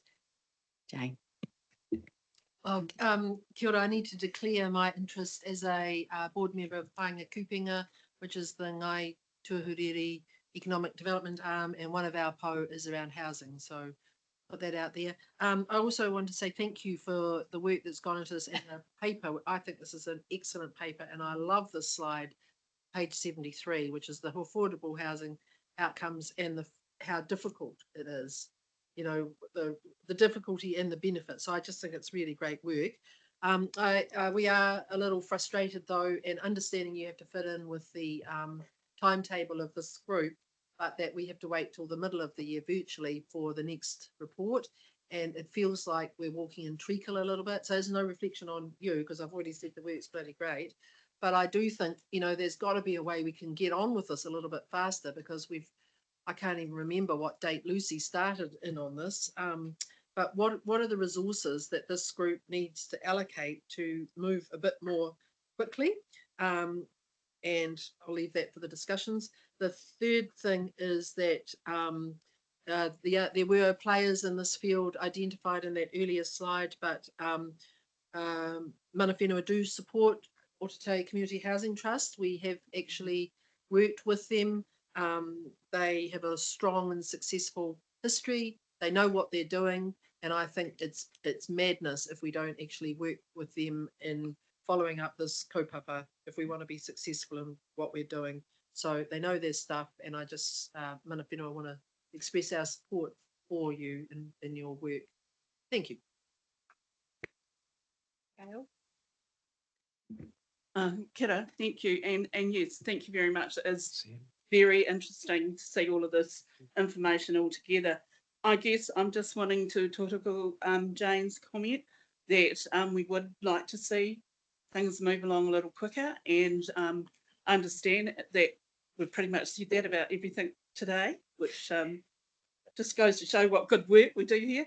But anyway, from my perspective though, it would be good to know what levers Mana Whenua can take without going into that social housing thing, because we do have reasons that we want to be able to bring our people home, and they're not necessarily because of hardship. It's because of increase our cultural strength within our places. So we would like to see how we can work outside of that framework slightly. The other thing as well that I know in terms of influence is one of the things that I note was not there is potentially that group of people that we talk about as being the assisted rental or the assisted ownership is the rules around KiwiSaver, etc., which is that you can't use your KiwiSaver money to buy a house on a piece of land that you don't own. So there's those influences, because if we're going to put out there that there's make public land available, or in the case of Papatipu, make their own land available for our own people for people to be able to actually, a lot easier to buy just the house than it is the whole thing. So that would be thought there. Kia ora, through the chair, can I just respond? Kia ora, Gail. Actually, you can use your KiwiSaver for the leasehold, and we're working with two whānau now who have used their KiwiSaver and will be getting into those homes. So for Māori land, for reserved land, anything like that, that model is very successful. Thank you very much for that. I might like to talk to you later. So a quick follow-up, just to confirm, so if land is made available, long-term lease, peppercorn rental, etc., that would all be available for KiwiSaver? Yes, yes, and I can tell you the bank you can go to make that work. MSM? Yeah, thank you. This has been great. Range of conversations over the last, it seems like 7 or 8 years that we've been sitting here talking about how we might get tools to improve housing. So appreciate the report. My question's around, and my advocacy is around both hard and easy, because the things that are on the harder end seem to be chunkier, but affect a broader range of outcomes, and they might take longer to implement, but will enable a greater capture and share of benefit. Whereas the things that are easy, of course, we should just do easy things that make life better for our communities, and we can continue to progress those too. So I'm quite keen to see inclusion rezoning further considered and looking at how that might be implemented, recognising that it would need to be all of us that make changes to our district plans all at the same time. It needs a greater Christchurch approach, not just one of the partners' approach to this. And I'm interested in how the mechanism would work for, I mean, in Selwyn, recently it's been a farm turning into 2,000 homes, as well as a section subdivided into 2 homes.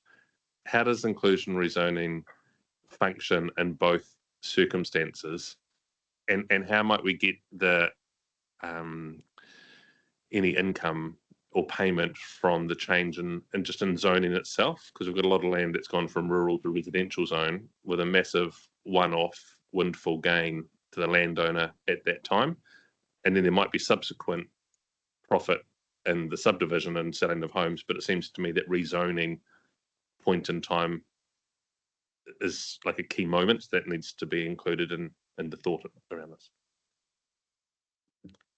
I think there's a question there, and I think picking up on that, I think Mayor Sam, I think there's a question there, which is one of those next steps for inclusionary zoning is what is the threshold? So when does it effectively get triggered?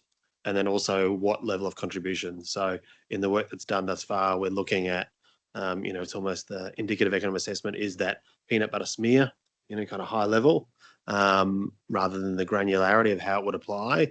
But fair to say that is part of the next conversations that would need to be had around inclusionary zoning is the thresholds at what scale of development, but also what type of development, and then at what proportion would you ask for that contribution as well. So.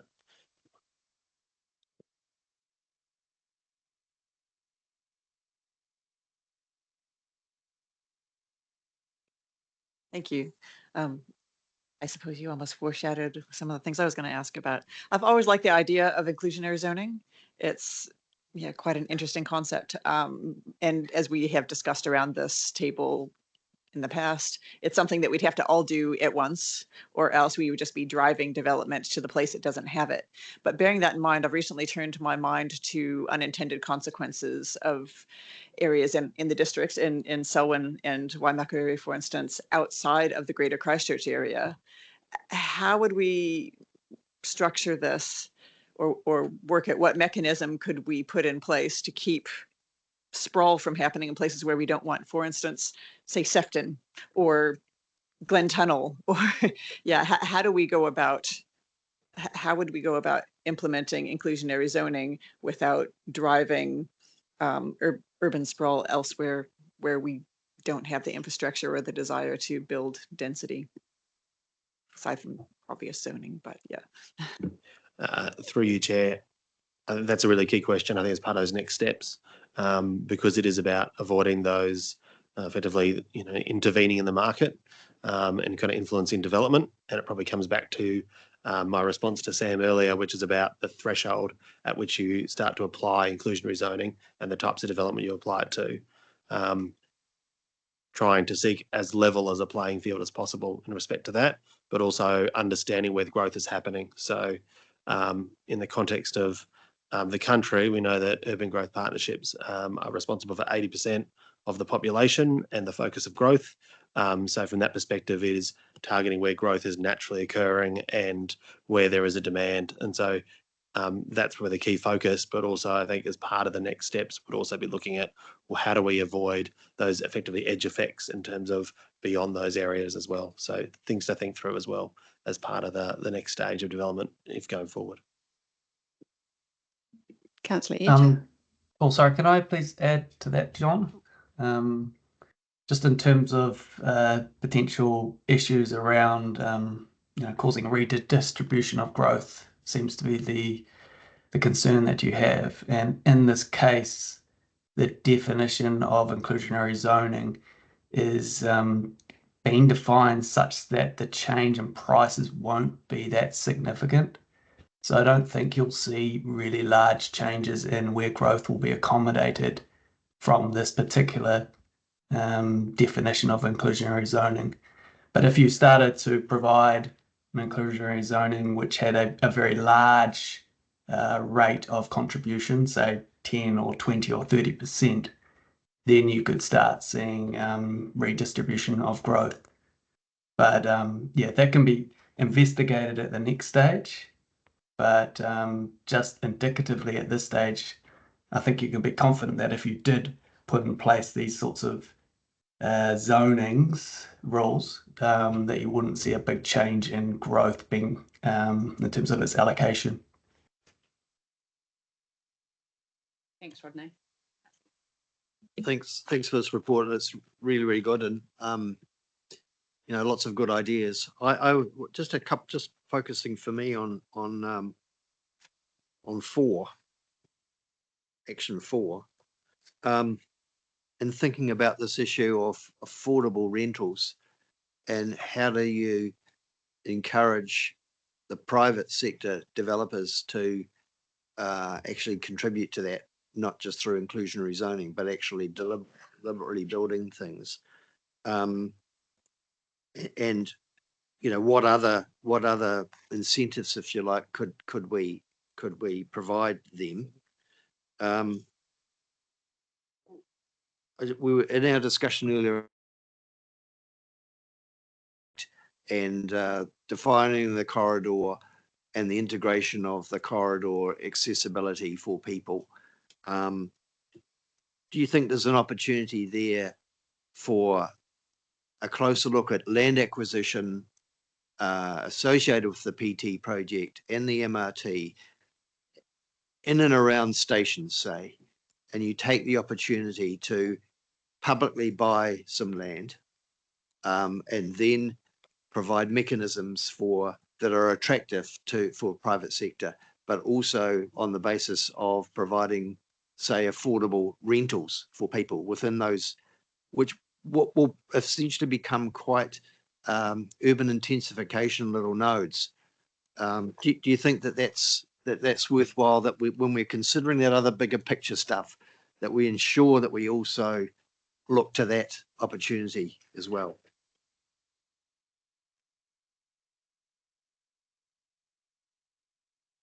Hat on, yes.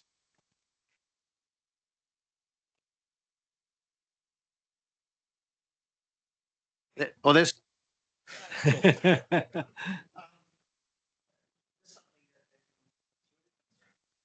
sorry, and thanks for that. Just supplementary, Chair, that I worked in London years ago, and the development, for example, in London Docklands was all about the declaration of a special economic zone, and there's something like that is not included here. That there is a special zone developers can zoom in on and say, okay, what is the package of things that make it attractive for them to do that? Rates relief, taxation relief through government, and loans for all sorts of things, but also the regimes for stuff. So that's to me something that's missing. Sorry, it's not a question, but the other question I had related to item 4 there, it talks about local government funding, the LGFA. Is that potentially available to the private sector?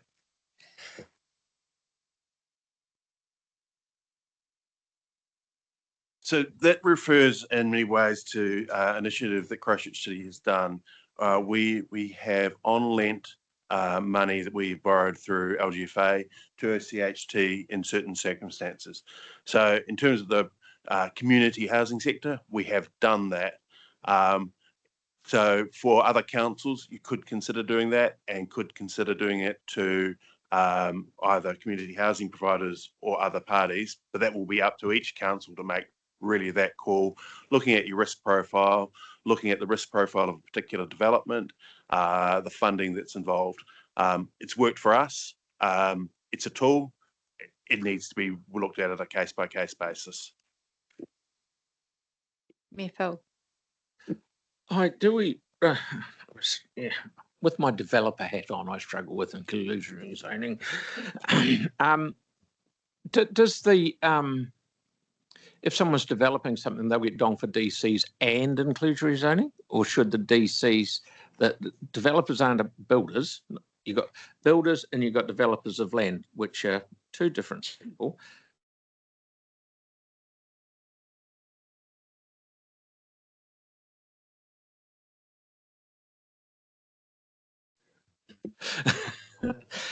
So if OCHT is building 20 units at the moment, it doesn't take 2% off each unit to do it. So, and I know that this Christchurch City Council is looking to do its DC policy again to up it all over the place. I struggle with how much we're charging some places, not another. I think it should be more of a flat thing. But should we, what is the threshold that you were talking about of where this comes in? Like if you're building 2 units, it doesn't come in, or if you're building infill housing, does it come in then and some of that money goes towards the common good? Or is the money all put to one side in a pot and Bruce can go and buy some land, or Kate can go and buy some land to build it on? That's some of the things I want to talk about. Yeah. The details of the scheme design haven't been developed, Councillor Major. So getting to the real detail that you're after and some of the other questions answered, we're not in a position. What we need really is that guidance. Do the councils, not just this group, but do the councils agree with the concept? Because there's no use going and spending money and time developing a detailed scheme if there's not agreement with the concept. So that really needs to be the focus. But if you do something like this, it generating a pot of land and a pot of dollars that can be applied for further developments. So that's the outcome that we want to get to. But yeah, we're not at a point to be able to say, here's a fully developed scheme for you to go and vote on, yes or no. We've got to get your support first to see whether it's worthwhile, because we could spend lots of money and then find it's not going to hit the mark. Does the Queenstown one work well? Just to bear in mind that Queenstown just stopped their process after getting their independent hearing panel on it. At this stage, it's all on hold in Queenstown because of that result. So that gives you some of the difficulties after that 10+ year journey that they've had. They've got to an independent hearing panel and now it's put it on hold. If I can just add to that through the chair, it works quite well in Queenstown Lakes because it's greenfield developments generally, and there's generally scale. So where you've got scale and you're only giving up one section of maybe 40 or whatever, then that's the developer makes slightly less profit. But you've taken the cost of land out for the housing trust, which then allows them to have an affordable product and on-sell it. So it does work quite well. I haven't seen them ever do it with 2 homes. It seems to be, you know, almost you're getting into that commercial 5, 10, 20 homes.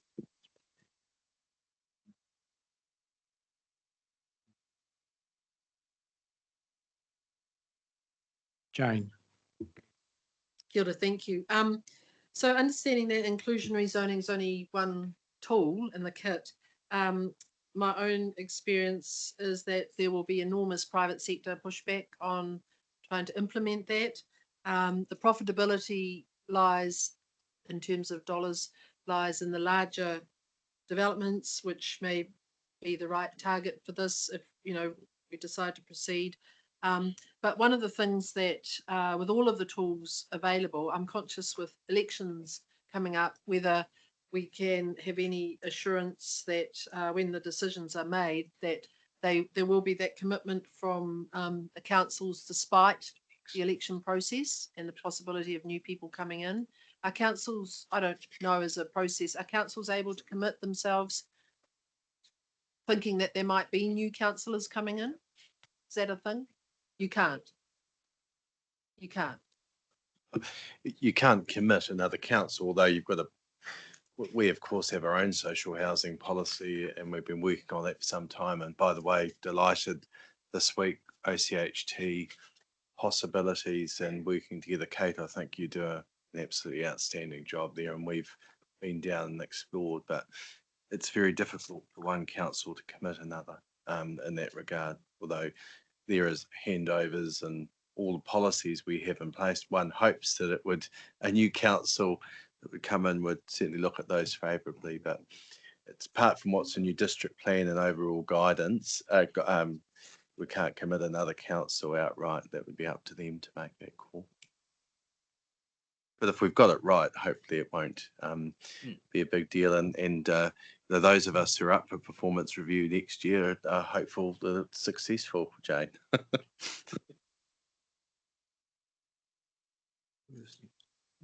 Are there any other further questions? Sorry. Neville. Thank you. There's a couple of points I just really want to make, and that's when Nikki was talking about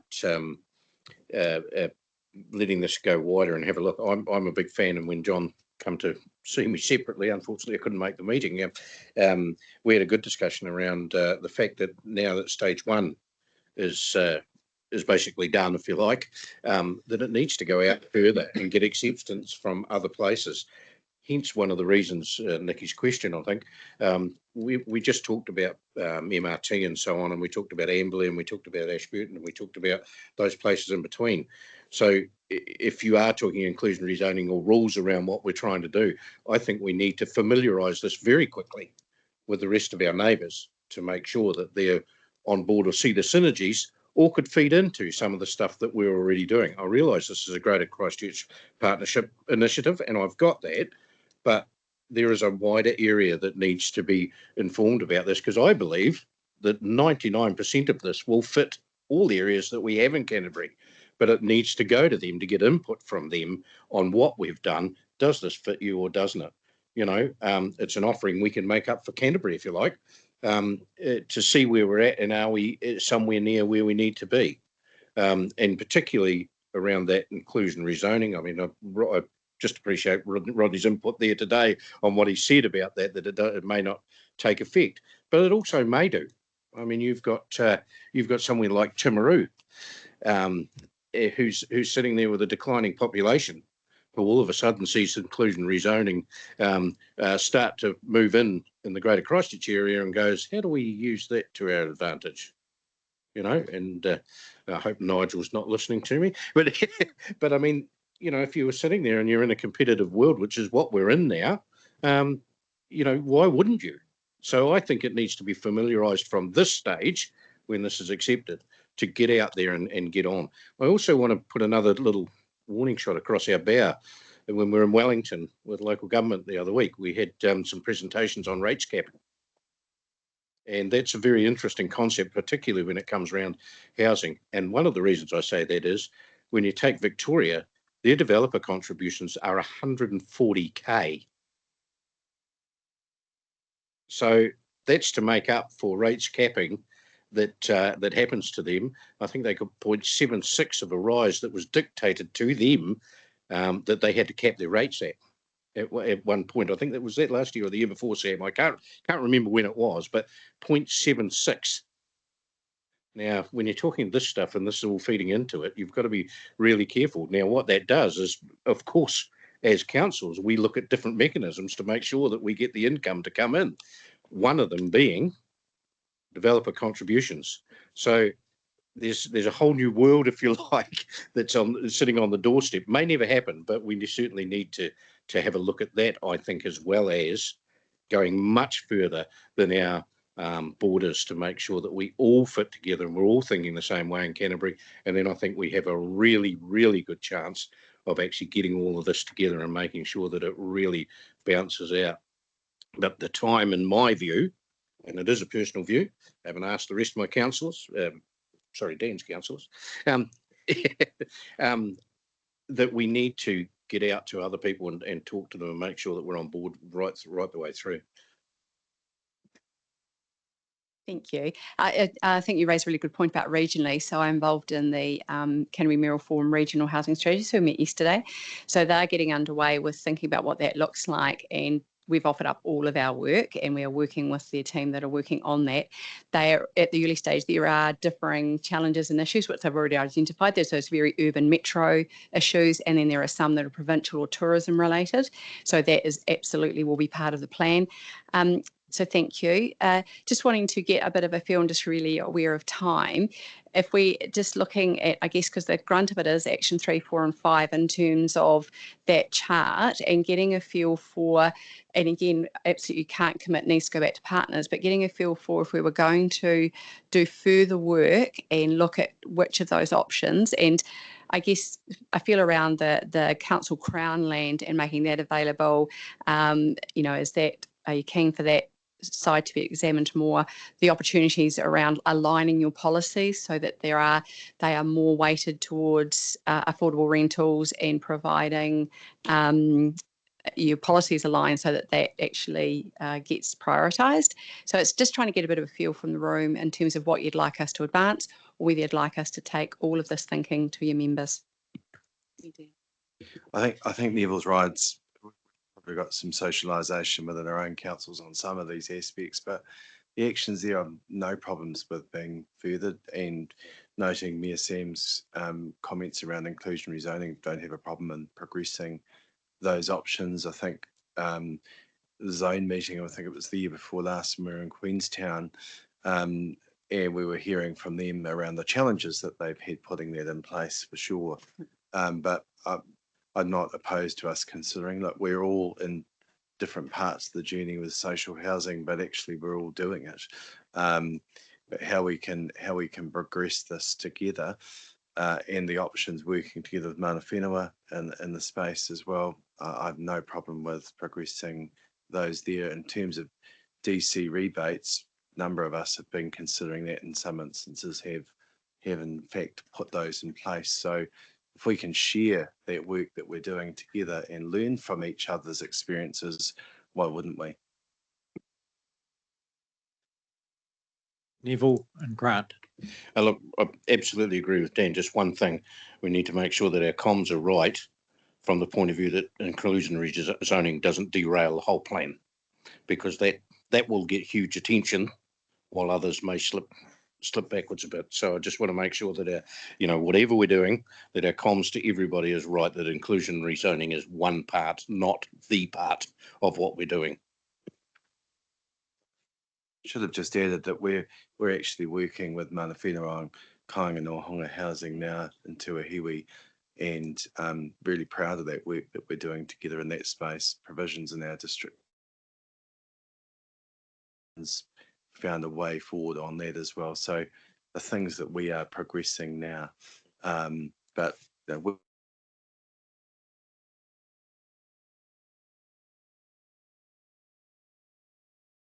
yeah, inclusionary zoning always thinks, I kind of in the back of my mind that it's to do with greenfield development and single-story dwellings on a section.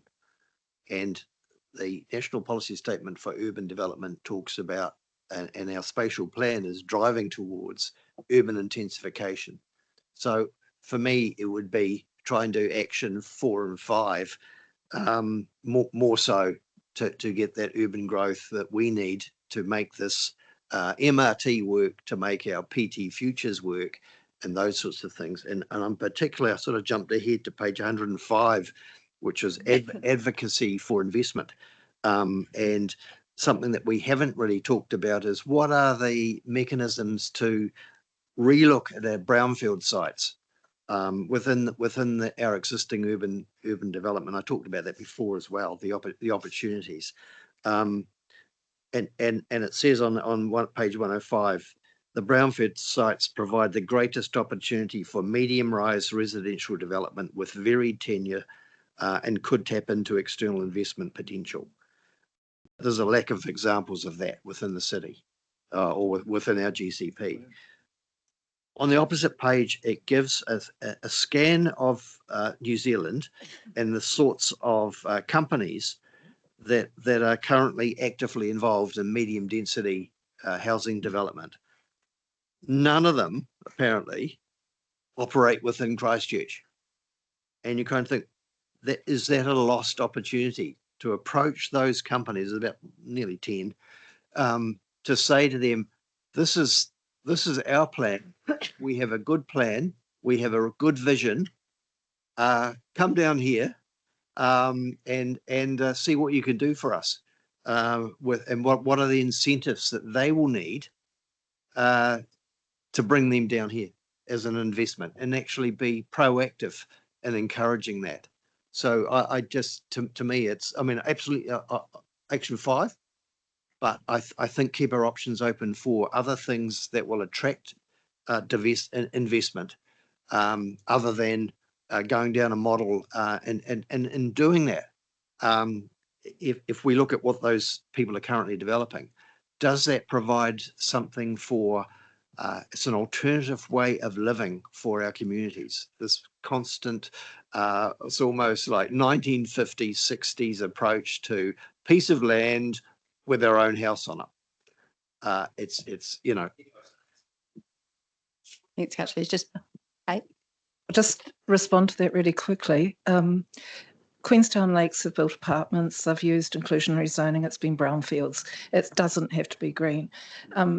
OCHT has been very keen on density going up, and we've been slowly sort of socialising Christchurch City to the idea that we have to go up.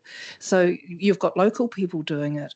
We've also talked to those people doing the build to rent schemes, the big schemes in Auckland and other places, and said, come down here, we'll partner with you because we've got land. And so those conversations are actively underway. What's been presented today is the levers that might help us all go faster. It's not one or the other. We're doing them all, but we brought to you today the ones we thought were the most powerful for you all as councils. Thank you, Kate. And look, just really aware of the interest of time with the remaining items, the advocacy piece, unless there's any, I assume that there would generally be support for advocacy in this space. So probably the next key one we would really like some feedback on is in relation to the actions 1, 2 and 7, and primarily the question we're posing is around the appetite to retain affordable housing in perpetuity for below market rates or long-term peppercorn leases. So is there and that's where we'd need to align policies and align approach. So just seeking to query that and to take any questions, that feedback would be really helpful. Yeah, I've got to shoot, but and I'm more than happy with the peppercorn lease thing. Take the likes of, if with Kerry Street, we've got some houses down there that Kate is letting out for affordable, and the people just borrowing money on the house. As long as the peppercorn rent for the land underneath it was the same as what the rates would be on that tiny bit of land, it means the council is still getting its money back. That's the only thing that I would see, because before Kate goes and builds on it, we're paying rates to ourselves, which is licensed not good. But if we're helping, we're not charging OCHT DCs or anything like that, but at least if we got the rates back on the land, that would be all that I feel is better than nothing. So anyway, I better go. Thank you very much. Have a good Thanks, week. Mayor Phil. Thank you. Mayor Dan. It's just a little hard to give you exact feedback until we've got feedback from our councils. So just remind me, Tracy, what's the process in terms of getting to our councils with this? Thank you. Great question. So today was really around, were there some things that really we wouldn't, this table would say actually probably not a lot of point in progressing, but the intent has always been to support your teams, and we've booked, there are workshops, I believe, Jenny, for all of the councils in January, February to run through this, but would get direction from you as to what you'd like us to particularly emphasise or talk to, and then pull back again and go, where does that land at us in terms of actions? So that was the intent. Jane. Sorry, just a quick question. So when you're going back to your councils, etc., would you be able to assess whether or not, like public good interest or whatever, the council would actually be happy to gift land? Because we're talking about below market rates or long-term peppercorn, but then the other one is giving. But so that would be the ideal. But on the other hand, if people are shy about divesting themselves of land, because of course that's important, then maybe that's when the peppercorn leases come in. But maybe starting on, well, this is land that we're not using, so we'd be happy to gift it, would be my starting point of that.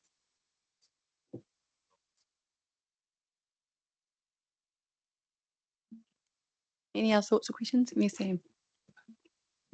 I mean, I support this conversation, and I think Nicole does too, as a reflection of the types of people that have supported this around our council. But our council, there's another 10 of us that aren't here, 9 of us, and I'm not sure that this does have the support of our table. So I'm happy to go back and talk about it and with us and advocate between Nicole and I and Lydia, who's not here today, and I know Sophie's in the room as well. But just want to highlight, I don't think this would be a simple conversation for us. I think all of them are challenging topics for each council, and I think the opportunity for the workshop with each to talk about, and the workshop in itself doesn't actually become a binding direction, but you get the sense test it, and I think then the staff working with the subgroup that we've got here to try and make sense of that, and then think where is their alignment and what are we going to push for, and bring that back to the committee that then says, okay, what we've heard and the feedback we've got, this is what we're recommending as the approach for GCP to then take back to partner councils. And the treacle probably only gets thicker at that point, Jane, is really about how to, where is there going to be sufficient agreement that we can say, here's a GCP approach. Some may want to lead first on some of those matters, and others may not be in that position at this time. And so it is going to be a bit of a delicate dance, I think, all the way through this. But probably there are some policy positions that would be helpful for consistency across Greater Christchurch, and that would be the real benefit if we can get. We don't want players trading off us against each other, and that's highly undesirable as well. So I think there's going to be quite a bit of crafting that's going to need to happen. And we welcome the workshop. So definitely come and talk to us and keep us engaged in this. I'm just highlighting that. Thank you. And we had a champions group, which has just been incredibly invaluable to us. So that champions group to give us guidance on how to best position it for your council and what discussion you would like. So we might seek to pull that together ahead of that so that we can be really targeted and make sure that we're providing what's required. So thank you. Grant. Yeah, I was just going to say, I mean, really, you're talking about a ground lease, and what different types of ground leases there may be, in terms of everything from a peppercorn through to a progressive increase over time or whatever. But I mean, I think that's the issue. It would be really for the other councils to have a look at too, in terms of what mechanism and range of things they could do. And I think back to the slide that John showed earlier, it can be a progressive, and so it's about sitting on that continuum. But there are certainly the things that are already happening, but we make it, that policy, make it consistent, make that land availability would be significant, and funding. So thank you. Next steps.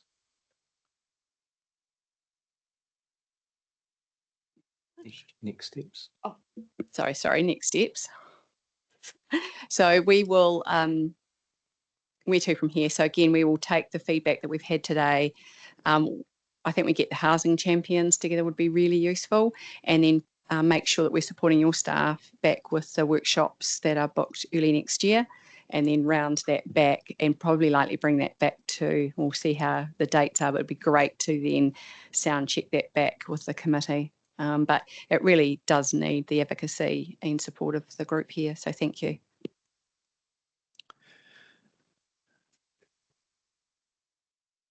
Okay, that's awesome. Just get me on the right page. Yep. So receive and note the report. So that's Neville, and there is a seconder for that, which is Nicole. Thank you, Nicole.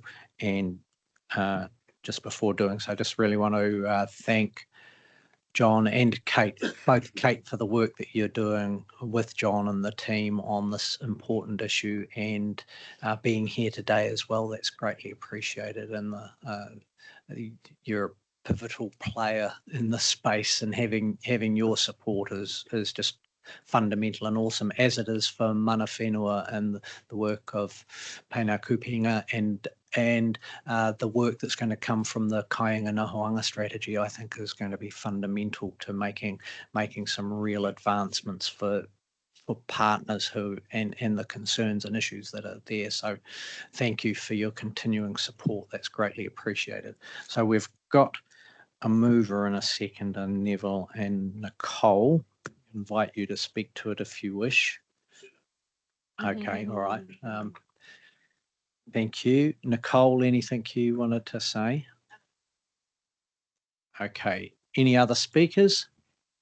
Appear not. I will put that. All those in favour, please say aye. Against, declare that carried. Thank you.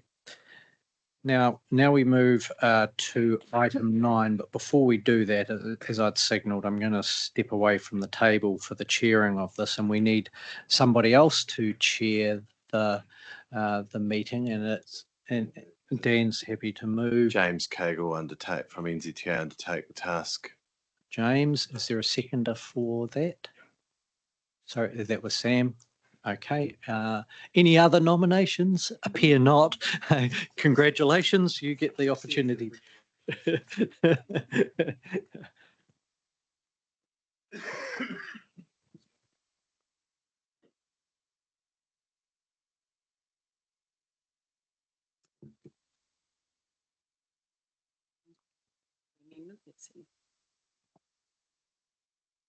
So I would just draw attention to a slight difference from the papers, the additional of point 2, which is to make sure we have a clear voting system for the chair has been added.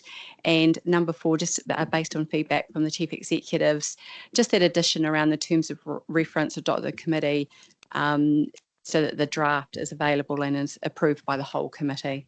So that was an addition that was suggested. So just wanted to point that out, and then happy. So thank you. I'm just going to hand over to Sharon in a second after noting I think I'm the slowest person in the room, having taken 14 years and 1 month to move from that chair to this chair. But Sharon. Thank you, James. I'm Sharon Mason. I'm the Chief Executive of Selwyn District Council. I'm here on behalf of the SEAG Partnership Group to present this paper to you. Thanks, Tracy, for outlining the changes to the resolutions.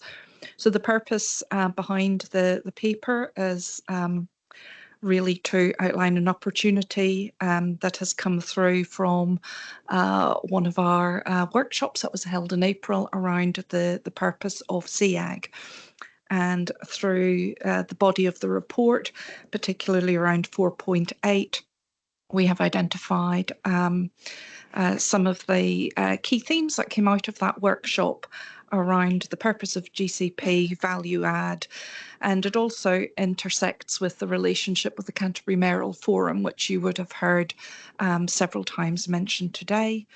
I think what's also really important is to acknowledge Jim, and I'm sure there will be some words from partners around the table today. So Jim formally steps away from the role as independent chair. And as part of the review, there is a suggestion that there is an interim appointment using the partners to nominate and vote if there is not a clear person to chair the Greater Christchurch Partnership through until the review is complete and the next steps are considered going forward. And it's also really important that whilst the terms of reference we expect, and it will come through the partnership group, which means all representatives of our partners around the table will help formulate the terms of reference. They will be circulated to the partners before being brought back in March for final endorsement to make sure that we are open and transparent and everybody has the opportunity to put their feedback into the terms of reference. Otherwise, I'm just going to leave open for questions. Thank you. Thank you, Sharon. I've got Dan. Thank you. Just to clarify, I'm just trying to find out system A or B. Remind me what that is, please. So hopefully it's academic. Yeah, okay. So system B is just a simple majority. So voting like you normally vote at a council meeting. System A is where the person, so that's your person who gets the most votes, becomes the interim chair. The other system, System A, is you need the majority of the voting members, and you keep voting until that person gets majority. Yes. Yep. I'd love to push that on.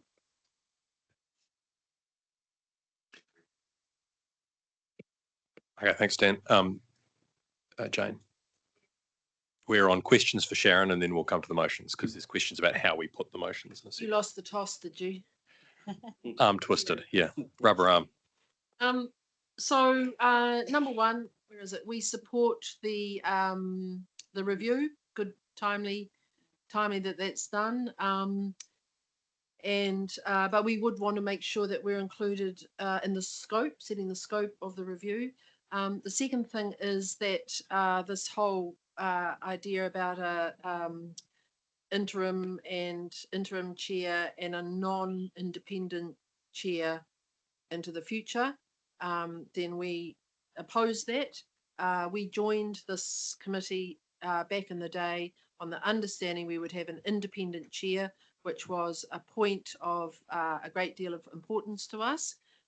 So we're a bit, we oppose changing that particular thing. The third point is really around, it seems, well, I mean, I don't know whether Jim's even available, but I do think it seems unnecessary while we're waiting for this review to completely change the chair.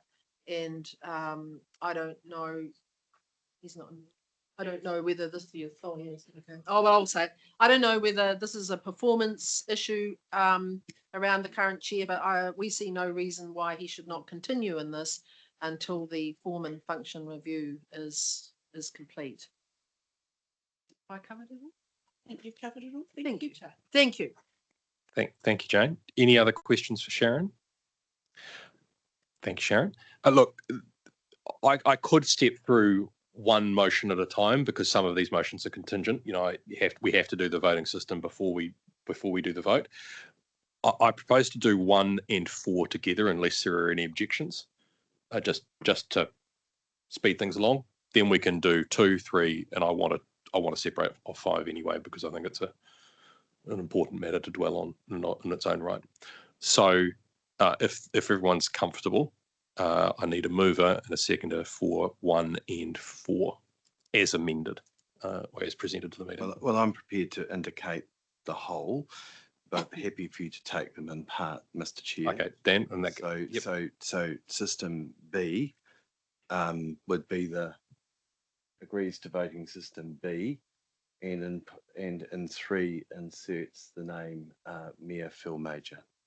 Okay, in that case, noting that you're going to take them separately. I'll take them separately, but as the mover, happy to have it done that way. Sam, were you indicating you're comfortable seconding it the way Dan has put the motion?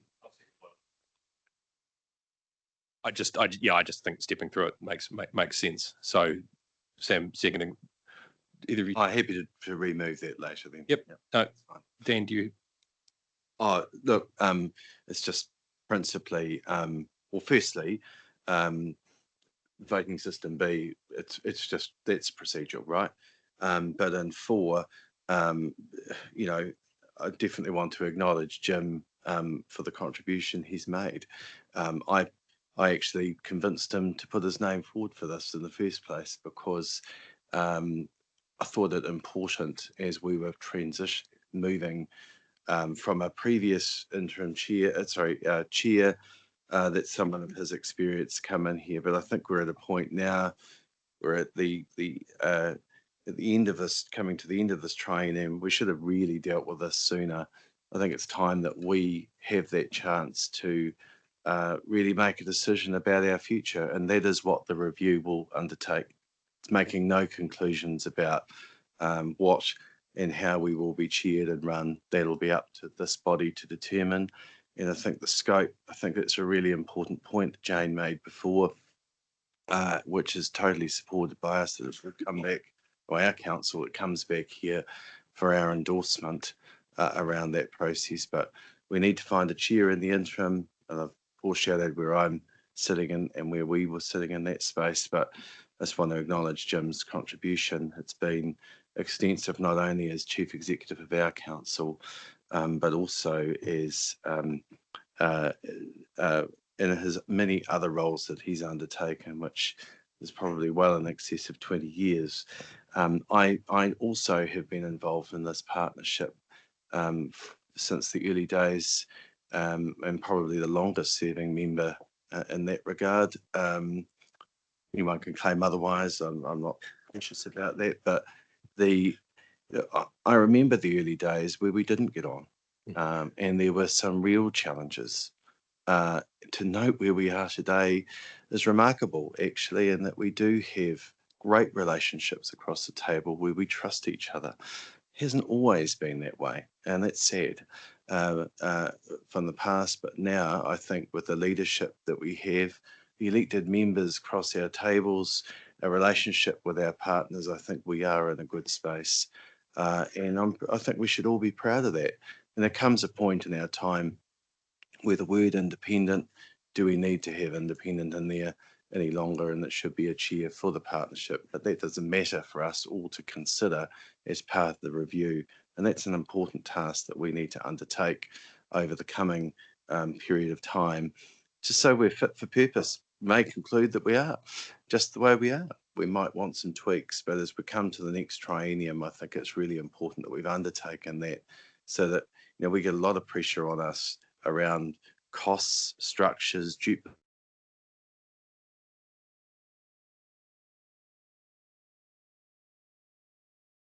the Merrill Forum, all these bodies. It's time to clarify that and be clear about it. And if we are still fit for purpose, we progress. If we're not, we can always pause a structure and pick it up later on. I'm not proposing we do that. I'm just proposing here, as is recommended, that we have a good review and a discussion amongst our partners, which we will deal with as we come to the other points. But that's the rationale behind it. But again, thank Jim for his extensive contribution.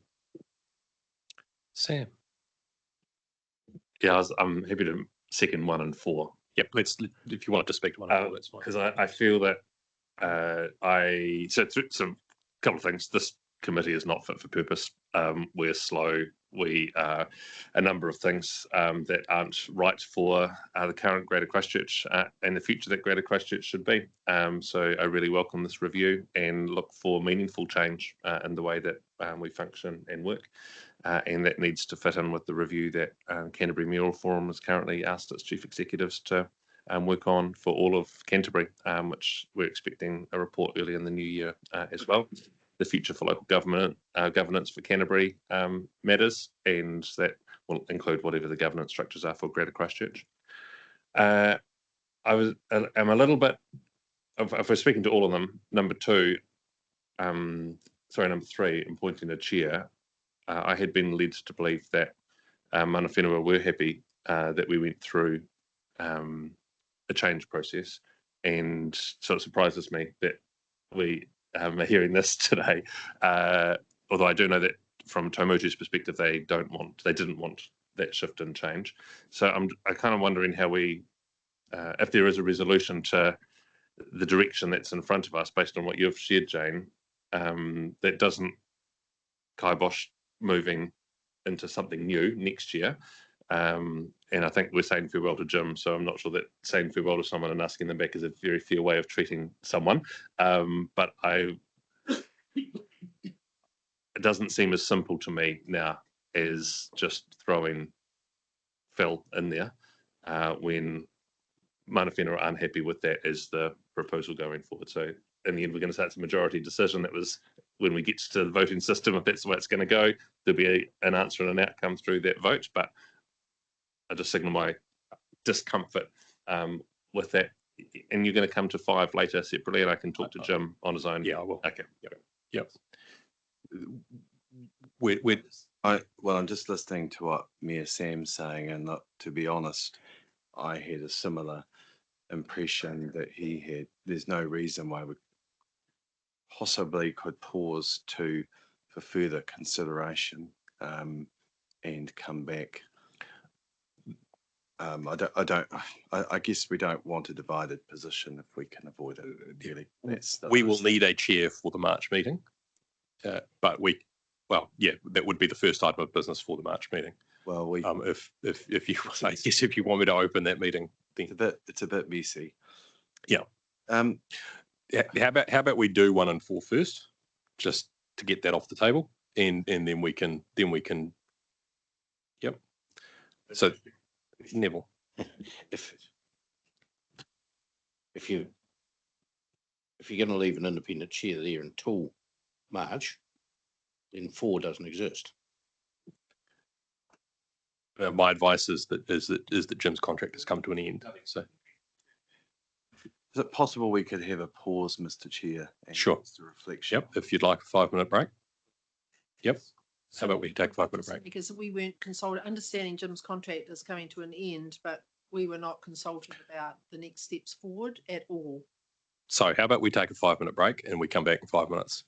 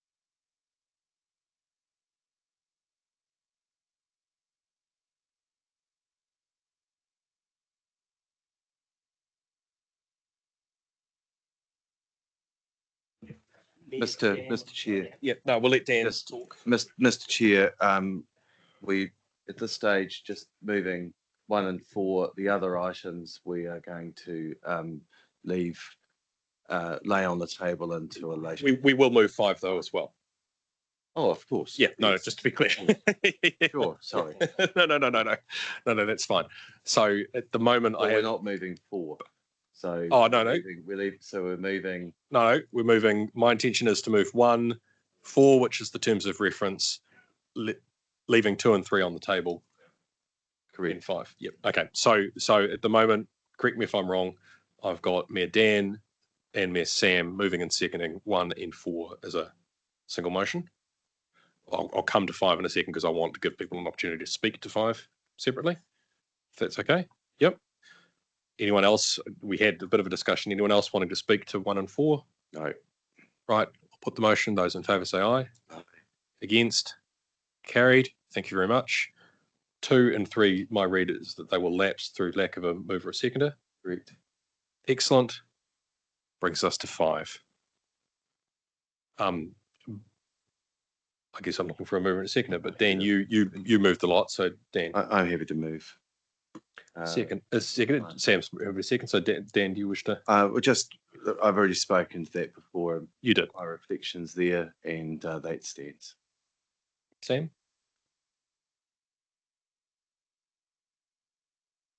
Yeah, Jim, can you come and sit?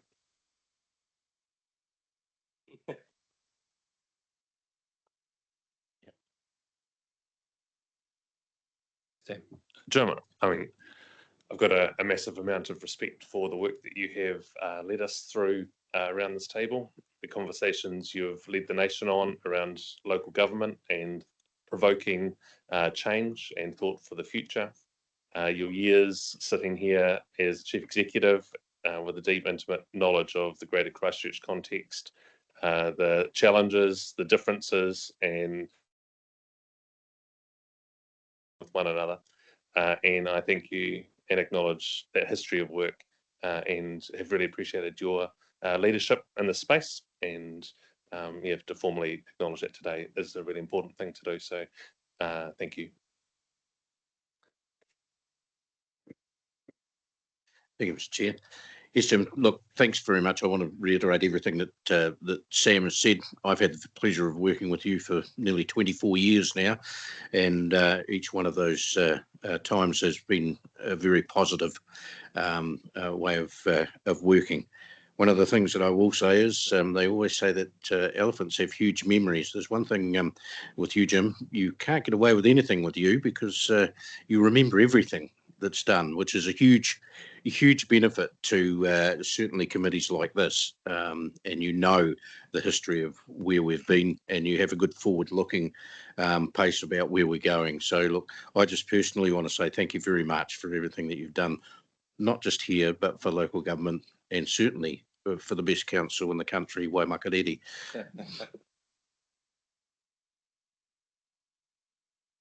I've got Sarah then, Grant.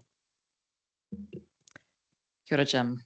On behalf of the city, thank you so much for your service. It takes a special kind of person to actually work in that public service role, especially one that is more public facing, but to do that while also trying to wrangle us is not always the easiest job. And you've done that in a really considered and thoughtful and always really constructive and positive way. So I'd just like to wrap up with a huge mihi to you for your service and wish you best with whatever you go on to next. Thank you so much. Right. Thanks, Jim, for your contribution to this Greater Christchurch Partnership. Been on this committee for 4 or 5 years, and your chairmanship of this has been very, very well received. I mean, you've brought together everybody. We often have different opinions, and you're very quick to devolve anguish or come up with some solutions. And that has been very greatly appreciated. And I also endorse all the comments that Sam has made as well. and I wish you all the best in whatever you're going to do. But very much appreciated working with you, and I think you've done a fantastic job. Okay, I've got Nikki, then Gail. Dan wants to write a reply. I've got something to say. Anyone else? Jane, good. Jim, I was fortunate enough to come into a council as a first-time councillor with you at the helm, and you showed us how it was done. I was sad to see you leave, but I was pleased that you came here, that we didn't lose your knowledge and your care and your intellect and your unflappable ability to wrangle the cats in the room. And I think you've been an outstanding set of hands. You've done an excellent job, and I am sorry to see you go from this room. And I wish you the best in whatever is next. I'm sure it will be something amazing, because when you have a skill set like yours, you can do anything. But for what it's worth, thank you so much for what you have done for here, for Greater Christchurch Partnership, as well as Waimakariri and the country in general, and your work in local government as well. Ngā mihi. Gail. Kia ora, Jim. I just wanted to take this opportunity to mihi to you for the amount of work and effort that I know you've put in around this table. Certainly, we all know I come from a different perspective than a lot of people in this room, but I've always found you a very calming sort of view across a lot of things here. You've always been willing to speak to me about anything and explain anything to me, and I really appreciate that from a personal perspective. But I really do think that you've brought a huge amount of value to this room. You have shown wisdom that I believe has helped us move through and make some awkward decisions, and come to some decisions that possibly not everybody liked, but that you've managed to get us to work through. So I really do appreciate that. It's a skill that not everybody has, and I just do want to, as I say, mihi to that and your abilities. They will be missed. Kia ora. Jane. Oh, kia ora, Jim. I'm sorry to see you go. I have enjoyed working with you. One of the main points I really like about working with you is that you bring a sense of humour to the role, which can be quite dry in a room such as this. So I really appreciate that, because I think it's helped oil the wheels of our progress. I have always appreciated your approachability, and even if I haven't been on the phone haunting you, I've always felt a very open door policy, and that, you know, we could. I think that this probably comes to from your days as chief exec at WIMAC, and I had heard really good things from your previous chair for some years, actually, before I actually met you. When I met you, I thought, actually, she's right, which may give you a clue as to who I'm talking about. I think also one of the key things that you've brought to this table is you do listen, which is sometimes rare in a leader. And personally, I've been very grateful for that. I think you also have brought an understanding of mana whenua, and that has certainly encouraged Gail and I, and I know Tamari has appreciated it too, you know, to the table, to our deliberations, which, you know, it doesn't always happen in a different fora. So we're very, very grateful to that, and for that, and also I look forward to the possibility of working with you and another guys yet to be established in the future. So thank you for everything you've done, and I tautoko what Gail said about the work, etc.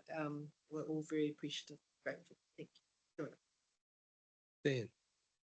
I think, as has been mentioned, it's actually celebrating your extensive contribution, Jim, that you've made to local government.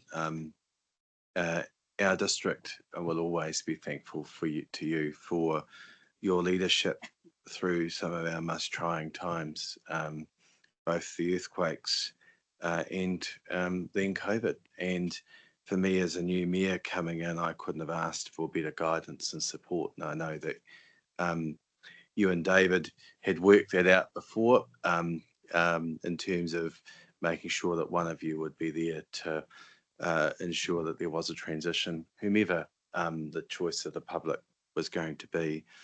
And I've always appreciated that you have very wise guidance from your years of experience. And I think through the Future for Local Government, I think you did an excellent job through that. You were handed an almost impossible task to a degree. And it's sad that hasn't progressed where it should have, for all the work and effort that's gone into that.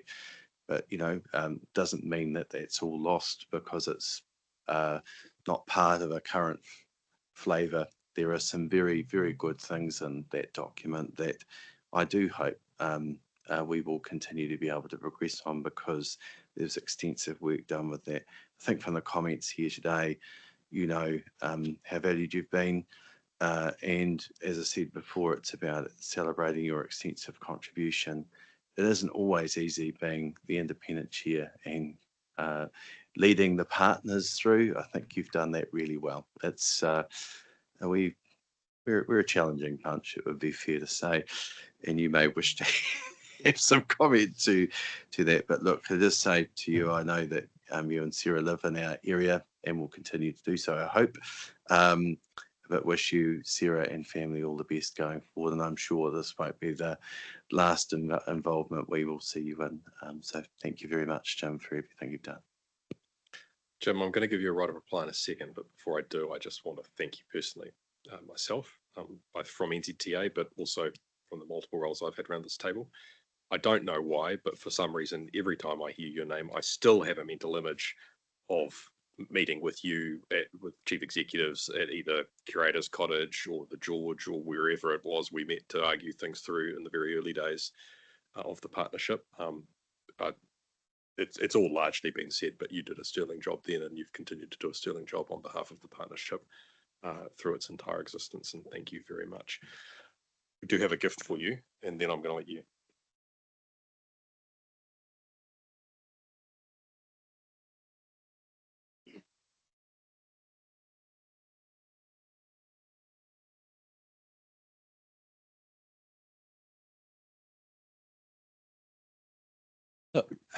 Thank you for those kind words. It's been an absolute privilege and an honour to be part of the Greater Christchurch Partnership, because what we're here for is actually for the good of Greater Christchurch, the community and citizens that are here, and the opportunity that is huge, and the potential that we have to be a great Greater Christchurch. And I'm excited by that all of the time, and the potential, when we look above the parapet beyond our own immediate sphere to that which, the influence that you have is far greater than perhaps you sometimes think, and the role that you play, and I truly hope continue to play in advocating and planning for the population that we will have, the community we will have. 700,000 will come and go very quickly, but when we're 1 million plus, the work that you've done and continue to do will be that which is the greatest gift you can give to Greater Christchurch. So I encourage you to continue to have that foresight and recognise the value of partnering, which at times is really difficult, and it does feel like we move and treacle. To the individuals around the table here and those who have gone before you, have all, not all times are easy times, but when the heat of the moment has settled, you actually step back and look at what's important and keep your eyes on the horizon. The prize is there, and so it's important to do that. To the individuals, to Gail and Jane, it's been special to work with you here, and I've really valued the opportunity and the willingness of you continuing to contribute, show up, and at times, what the heck am I here for, and does it make a difference? I can tell you absolutely it makes a huge difference, and helps centre us from time to time, because we do forget that. So I really do value your being a genuine partner here. And I think there's a greater opportunity and perhaps even more opportunity for you to advance the agenda that you think is important. And it's important to you, it's important to Greater Christchurch. So I think there's greater opportunity. Can I just say to all of the staff, the chief executives of the councils, they contribute a huge amount here. So without their work, nothing happens. And lastly, to the Secretariat, the current Secretariat, and I can just acknowledge Nadia, who's come along today. Huge respect for the work you do, put in a huge effort and are the real oil to the partnership, and sometimes that's not always recognised, but I truly know, seeing as the independent chair, the work that you do is absolutely awesome and invaluable. So look, with that, you got to be somewhere else. Thank you very much. I watch with interest, and no doubt our paths will cross at some point. Kia ora.